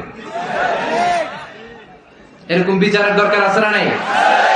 এরকম দৃষ্টান্তমূলক বিচার যদি বাংলার জমিনে দেয়া হতো, আর কোন নারী ধর্ষিতা হতো, আর কোন নারীকে অ্যাসিড মারা হতো, আর কোন নারী যৌতুকের জন্য কান্না করতো? একটা আমল লাগবে, বেশি না। কয়টা লাগবে? তিনি গভর্নর সিস্টেম চালু করেছিলেন, governor system, Islamic state. Bahrain, Yemen, মিসর, কুফা, বসরা, মক্কা, মদিনা, এই 7 জায়গায় 7 জন গভর্নর পাঠিয়েছেন। তাদের থেকে তথ্য নিতেন। এই গভর্নর সিস্টেম উনি বানিয়েছেন। সাইয়েদনা আমর ইবনে আল-আস রাদিয়াল্লাহু তাআলা আনহুকে পাঠিয়েছেন মিশরে। মিশরে একটা দৌড় প্রতিযোগিতা হতো। ওই দৌড় প্রতিযোগিতায় আমর ইবনে আল-আস রাদিয়াল্লাহু তাআলা আনহুর ছেলে অংশগ্রহণ করেছে, কিন্তু এক মিশরি ওই দৌড় প্রতিযোগিতায় চ্যাম্পিয়ন হয়ে গেছে। রানার্স আপ হয়েছে আমর ইবনে আল-আসের ছেলে। এবার মিশরি ফার্স্ট আর গভর্নরের ছেলে সেকেন্ড। রাগের চোটে আমর ইবনে আল-আসের ছেলে ওই মিশরির মাথার মধ্যে কয়েকটা বাড়ি মেরেছে। মিশরি বলে আমার মাল্লা কেন? তুমি খেলায় পারো না, আমারে মাল্লা কেন? কয় আনা ইবনুল আকরামিন, আমি গভর্নরের পোলা, আমি যা বলবো এটাই হবে, আমার উপরে কথা নাই। মিশরি ওইখানে আর ঝগড়া বাঁধায় নাই, মনে দুঃখ নিয়ে মদিনায় চলে আসলেন। এসে বললেন আমিরুল মুমিনিন, আপনি আমর ইবনুল আস রাদিয়াল্লাহু তাআলা আনহুকে মিশরের গভর্নর বানিয়ে পাঠিয়েছেন। একটা প্রতিযোগিতায় আমি চ্যাম্পিয়ন হয়েছি, ওনার ছেলে হয়েছে রানার আপ। কেন সে চ্যাম্পিয়ন হতে পারে নাই? এই কারণে আমার মাথায় লাঠি দিয়ে 3টা বাড়ি মেরেছে। বিচারটা দিছে কার দরবারে? কথা বুঝেন নাই বোধহয়?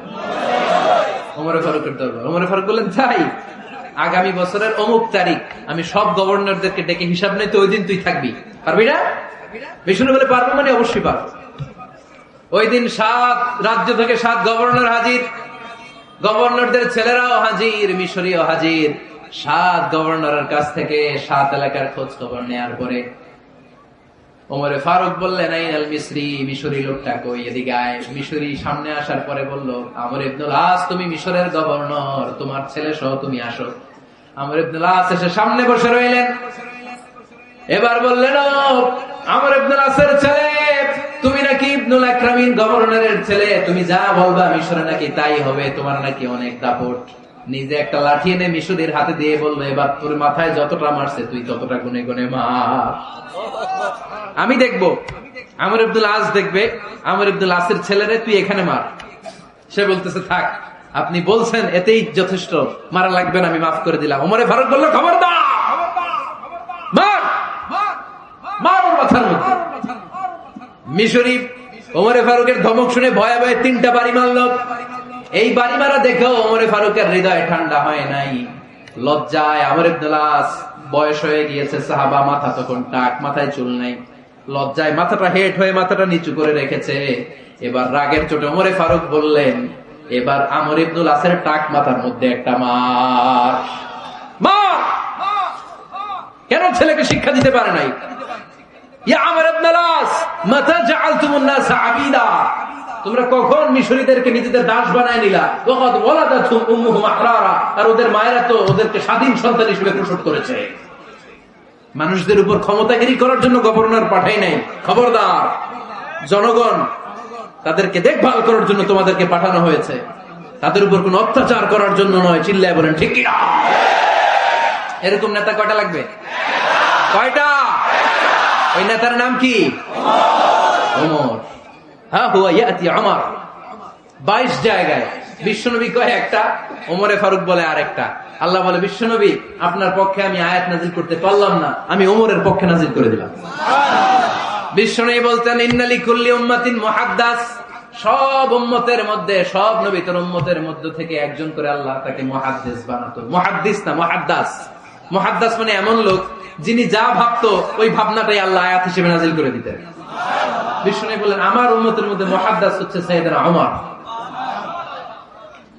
মদিনার সবচেয়ে বড় মুনাফিকের নাম আব্দুল্লাহ ইবনে উবাই ইবনে সালুল, সব মুনাফিকদের সরদার, কিন্তু এই মুনাফিকের ছেলেটা হলো পাক্কা ইমানদার। এই ছেলের নাম হলো আব্দুল্লাহ। আওয়াজ করে বলেন, ছেলের নাম কি?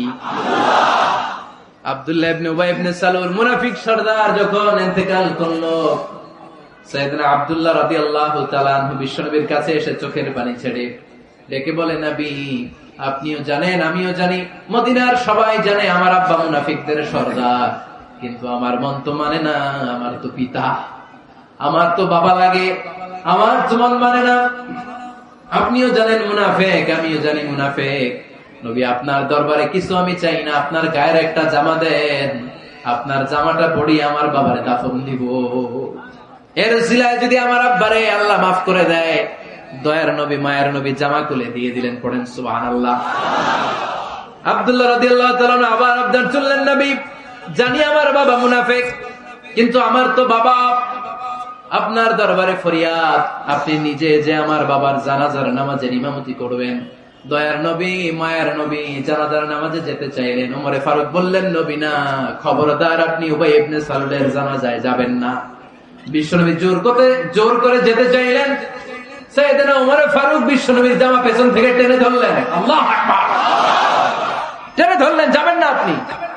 ওমর ফারুকের হাত থেকে হ্যাচকা টান মেরে জুব্বা টান দিয়ে বিশ্বনবী জানাজায় চলে গেলেন। রব্বুল আলামিন আয়াত নাজিল করলেন, ইস্তাগফির লাহুম আও লা তাস্তাগফির লাহুম ওয়া ইন তাস্তাগফির লাহুম ৭০ মাররাতান ফালান ইয়াগফিরাল্লাহু লাহুম। নবী গো, একবার নয়, দুইবার নয়, ৭০ বারও যদি এই মুনাফিকের জন্য আপনি ক্ষমা চান, তার জন্য ক্ষমা নাই, তার জন্য আছে জাহান্নাম। ওয়ালা তাকুম, আপনি যাবেন না আলা কবরি, কখনো তাদের জানাজায় যাবেন না। এই যে একটা ভুল করে ফেলছেন, এটা এবারই শেষ, এরপরে আর যাবেন না। সাইয়েদনা ওমর ফারুকের পক্ষে আল্লাহ তাআলা কোরআনের আয়াত নাযিল করে দিলেন। চিল্লায় পড়েন আল্লাহু আকবার। এভাবে 22টা জায়গায় ওমর ফারুক যা বলেছে, এটা নিয়ে একটা আলাদা আলোচনা হইতে হবে, আলাদা একটা আলোচনা লাগবে যে 22টা আয়াতে আল্লাহ তাআলা বিশ্বনবীর পক্ষে কোরআনের আয়াত নাযিল না করে সাইয়েদনা ওমর ফারুকের পক্ষে আয়াত নাযিল করেছেন। চিল্লায় পড়েন সুবহানাল্লাহ। ওই ওমর ফারুককে আমাদের মডেল বানানোর দরকার আছে না নাই? ওই ওমর ফারুকের জীবনী আমাদের ছেলে মেয়েদেরকে পড়ানোর দরকার আছে না নাই? আমাদের ভবিষ্যৎ প্রজন্ম এগুলো জানে না। ওরা সালমান খান দেখে বড় হয়, ওরা শাহরুখ খান দেখে বড় হয়, ওরা ঋত্বিক রোশনকে দেখে বড় হয়, ওরা মনে করে যে এরাই বড় সুপার হিরো। আমাদের যে কত বড় সুপার হিরো আছে এরা জানেই না। নতুন প্রজন্মের কর্ণকহরে সাইয়েদনা ওমর ফারুকের ইতিহাস পৌঁছে দেওয়ার দরকার আছে না নাই? ওমর ফারুকের ইন্তেকালের ঘটনাটা বলেই আমরা মোনাজাতের দিকে যাব, শুনবেন? শুনতে চান? উনি স্বপ্নে দেখলেন একটা লাল মোরগ ওনাকে 3টা ঠোকর মেরেছে। কয়টা? উনি জুমার নামাজে, জিলহজ মাসের শেষ সপ্তাহে জুমার নামাজে বললেন যে একটা লাল মোরগ 3টা ঠোকর মেরেছে। মুগীরা ইবনে শুবা রাদিয়াল্লাহু তাআলা আনহুর দাস আবু লুলু আল মাজুসি, এই লোকটা খঞ্জর বানাতে পারত। মুগীরা রাদিয়াল্লাহু তাআলা আনহুর দাস। মুগীরা প্রতিদিন 4 দিরহাম করে চার্জ করত, যেহেতু দাস। সে এসে বিচার দিল, আমিরুল মুমিনিন, মুগীরা আমার থেকে বেশি টাকা চায়, জুলুম করে। ওমর ফারুক বললেন, তাই? তুমি কি কাজ জানো? বলে, আমি খঞ্জর বানাতে জানি। বাড়ি কই? পারস্য। আরে তুমি খঞ্জর বানাতে জানলে তো 4 দিরহাম অনেক কম, সে তো আরো বেশি টাকা নেওয়া দরকার ছিল তোমার থেকে। আবু লুলুর এই কথা পছন্দ হয় নাই। সে কয়, ওমর, তুমি সবারে দয়া দেখাও আর আমার ক্ষেত্রে কঠিন নিয়ম বানাইলা, দাঁড়াও, এই নিয়ম তোমার আমি দেখাবো।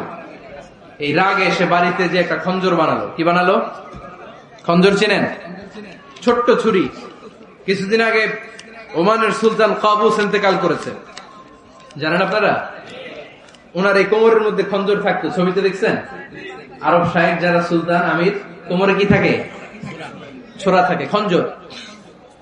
সে বাসায় যে একটা খঞ্জর বানালো, যেই খঞ্জরের 2 মাথা, লাহু রাসান ওয়া মাকবাদাতুহু ফি ওয়াসাতি, আর ধরার হ্যান্ডেলটা মাঝখানে, এদিকেও ছুরি এদিকেও ছুরি, যাতে এইভাবে মারা যায়। সে ধার দিতে লাগলো আর বলল, ওমর দাঁড়াও, তোমার আমি দেখাবো। ওমর ফারুক মসজিদে নববীর ইমাম, ফজরের নামাজের সময় এ আবু লুলু আল মাজুসি বুরনুস পরে, চাদর পরে, লুকিয়ে লুকিয়ে, সে অগ্নি উপাসক, মুমিন নয়, ওমর ফারুককে অ্যাটাক করার জন্য গেলেন মসজিদে নববীতে। ওয়াকানু ইউসাল্লুনা বিগালাস, তখন ওনারা অন্ধকারে নামাজ পড়ত। নামাজের সময় যখন হলো, লুকিয়ে লুকিয়ে প্রথম কাতারে ওমর ফারুকের পিছনে মুয়াজ্জিনের পাশেই দাঁড়ালো, হাতে খঞ্জর। ইকামত হলো, ওমর ফারুক সালাত শুরু করলেন, ফজরের সালাত, আল্লাহু আকবার। নামাজ শুরু করলেন, সূরা ফাতিহা বললেন। আরেকটা সূরা যখন পড়তে যাবেন, in the mean time Abu Lulu এই খঞ্জর নিয়ে ওমর ফারুকের বুকের মধ্যে 3টা স্টেবিং করলেন। একটা মারলেন নাভির নিচে, মারার সাথে সাথে পাকস্থলী কেটে গেল।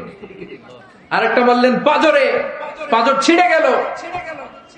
3টা মারার পরে ওমর ফারুক বললেন, কাতালানি আল কালব, এক কুকুর আমাকে মেরে ফেলেছে। পেছন থেকে এক সাহাবীকে টান মেরে সামনের দিকে নিয়ে গেলেন, তুমি নামাজের ইমামতি করো। আর ওমর ফারুককে বাকিরা ধরাধরি করে পেছনে নিতে আরম্ভ করলেন। আর এই আত্মাই আক্রমণ যে করেছে, সে কাতারের মাঝখান দিয়ে যেতে আরম্ভ করলো আর 2 দিকে ছুরি মারতে আরম্ভ করলো। 13 জন সাহাবীর গায়ে ছুরি মেরেছে, 7 জন সাহাবা স্পট ডেথ, জায়গায় মৃত্যু। এই ভয়ঙ্কর অবস্থা দেখে এক সাহাবী বুরনুস, এক ধরনের জুব্বা আছে মাথাওয়ালা, অনেকে জ্যাকেট পরছেন না এরকম মাথাওয়ালা, লম্বা জুব্বা আছে, আরবরা শীতে পরে মাথাওয়ালা, এই মাথাওয়ালা জুব্বা বের করে এক সাহাবী জালের মতো তার দিকে উড়ায় মারল। ওই বুরনুসের মধ্যে পেঁচিয়ে আবু লুলু মাটিতে পড়ে গেল আর সুইসাইড করে ফেললো, নিজের বুকে নিজে মেরে আত্মহত্যা। যে সাহাবীকে ইমামতির জন্য দাঁড় করালেন, উনি ছোট্ট সূরা দিয়ে, প্রথম রাকাতে সূরা আল কাউসার, দ্বিতীয় রাকাতে সূরাতুল ইখলাস দিয়ে নামাজ শেষ। ওমর ফারুক বেহুশ। ওমর ফারুক কি? হ্যাঁ, বেহুশ। সবাই কান্নাকাটি করতেছে, সবাই দেখতে গেলেন, এখন হুঁশ ফিরে না। মুখের মধ্যে, মুখ খুলে রাষ্ট্রের চিকিৎসক মুখের মধ্যে দুধ দিলেন, ওই নাভি দিয়ে দুধ বের হয়ে যায়, পাকস্থলী কেটে ওখান দিয়ে দুধ বের হয়ে যাচ্ছে। তারা বললো, ওনারে বাঁচানো সম্ভব না, দেখেন হুঁশ ফিরে কিনা। হুঁশ ফিরলে ওনার পরে কে আমির হবে, উনি যেন প্যানেল ঠিক করে দিয়ে যায়। সবাই তাকিয়েছে ওমর ফারুকের চোখের দিকে। আল্লাহর মেহেরবানিতে ঘন্টা খানিক পরে উনি চোখ খুললেন। চোখ খোলার পরেই বলেন নাই, ও মা আমি মরে যাই। চোখ খোলার পরে উনি বলেন নাই, কে মারলো আমারে। চোখ খোলার পরে উনি বলেন নাই, আমার পরে নেতা কে হবে। চোখ খোলার পরে সর্বপ্রথম কথাটি ছিল, আসল্লান নাস, আমার নেতৃত্বে যে ফজরের নামাজটা শুরু হয়েছিল, এটাকে ঠিক মতো তোরা পড়েছিলি? আমার নেতৃত্বে যে ফজরের জামাত শুরু হয়েছিল, সেটা ঠিকঠাক মতো সমাপ্ত হয়েছিল কিনা আগে বল। আসল্লান নাস, নামাজটা হয়েছে কিনা বল। সুবহানাল্লাহ কইতে পারলেন না? This is Umar, hour super hero. নেতা অনেকগুলো লাগে না, এরকম নেতা একটাই যথেষ্ট, যে গোটা বিশ্বকে কাঁপায় দিতে পারে। চিল্লায় বলো ঠিক কিনা? আমরা চাই আমাদের ছেলেগুলো উমরে ফারুকের মতো বড় হোক।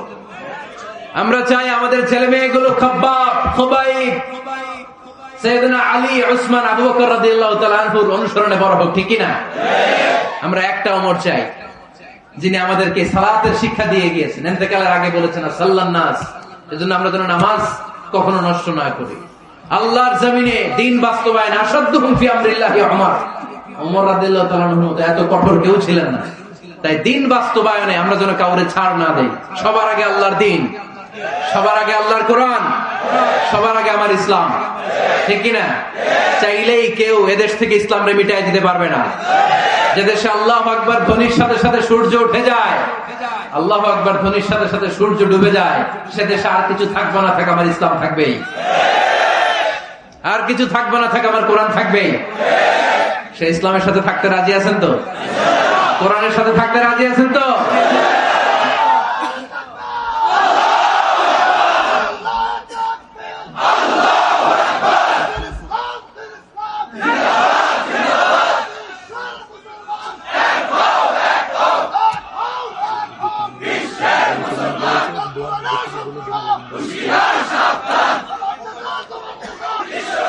আল্লাহ আমাদের সবাইকে কবুল আর মঞ্জুর করে নেই। আমরা পড়ি আমিন।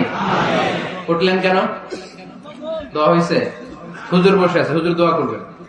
বসেন বসেন বসেন বসেন। কয়েকজন ভাই কালিমা পড়ে মুসলমান হতে চায়। মুহতামিম সাহেবের হাতে, মুহতামিম সাহেবের হাতে ওনার মাদ্রাসায় আগামীকাল তারা কালিমা পড়বে। আমরা তাদের জন্য দোয়া করি। আল্লাহ তাআলা আমার ভাইদেরকে ইসলামের জন্য কবুল করে নেয়। আমরা যা শুনলাম আমরা যেন আমল করতে পারি। আল্লাহ তুমি তৌফিক দাও। আল্লাহ আমাদের মধ্যে ভ্রাতৃত্ব ভালোবাসা তুমি বাড়িয়ে দাও। আল্লাহ আমরা এই ফরিদপুরের ময়দানে এই রজনীতে যেমনি একসাথে বসতে পারলাম, তোমার জান্নাতের জন্য একসাথে বসতে পারি, তুমি তৌফিক দান করো। Download from alqurans.com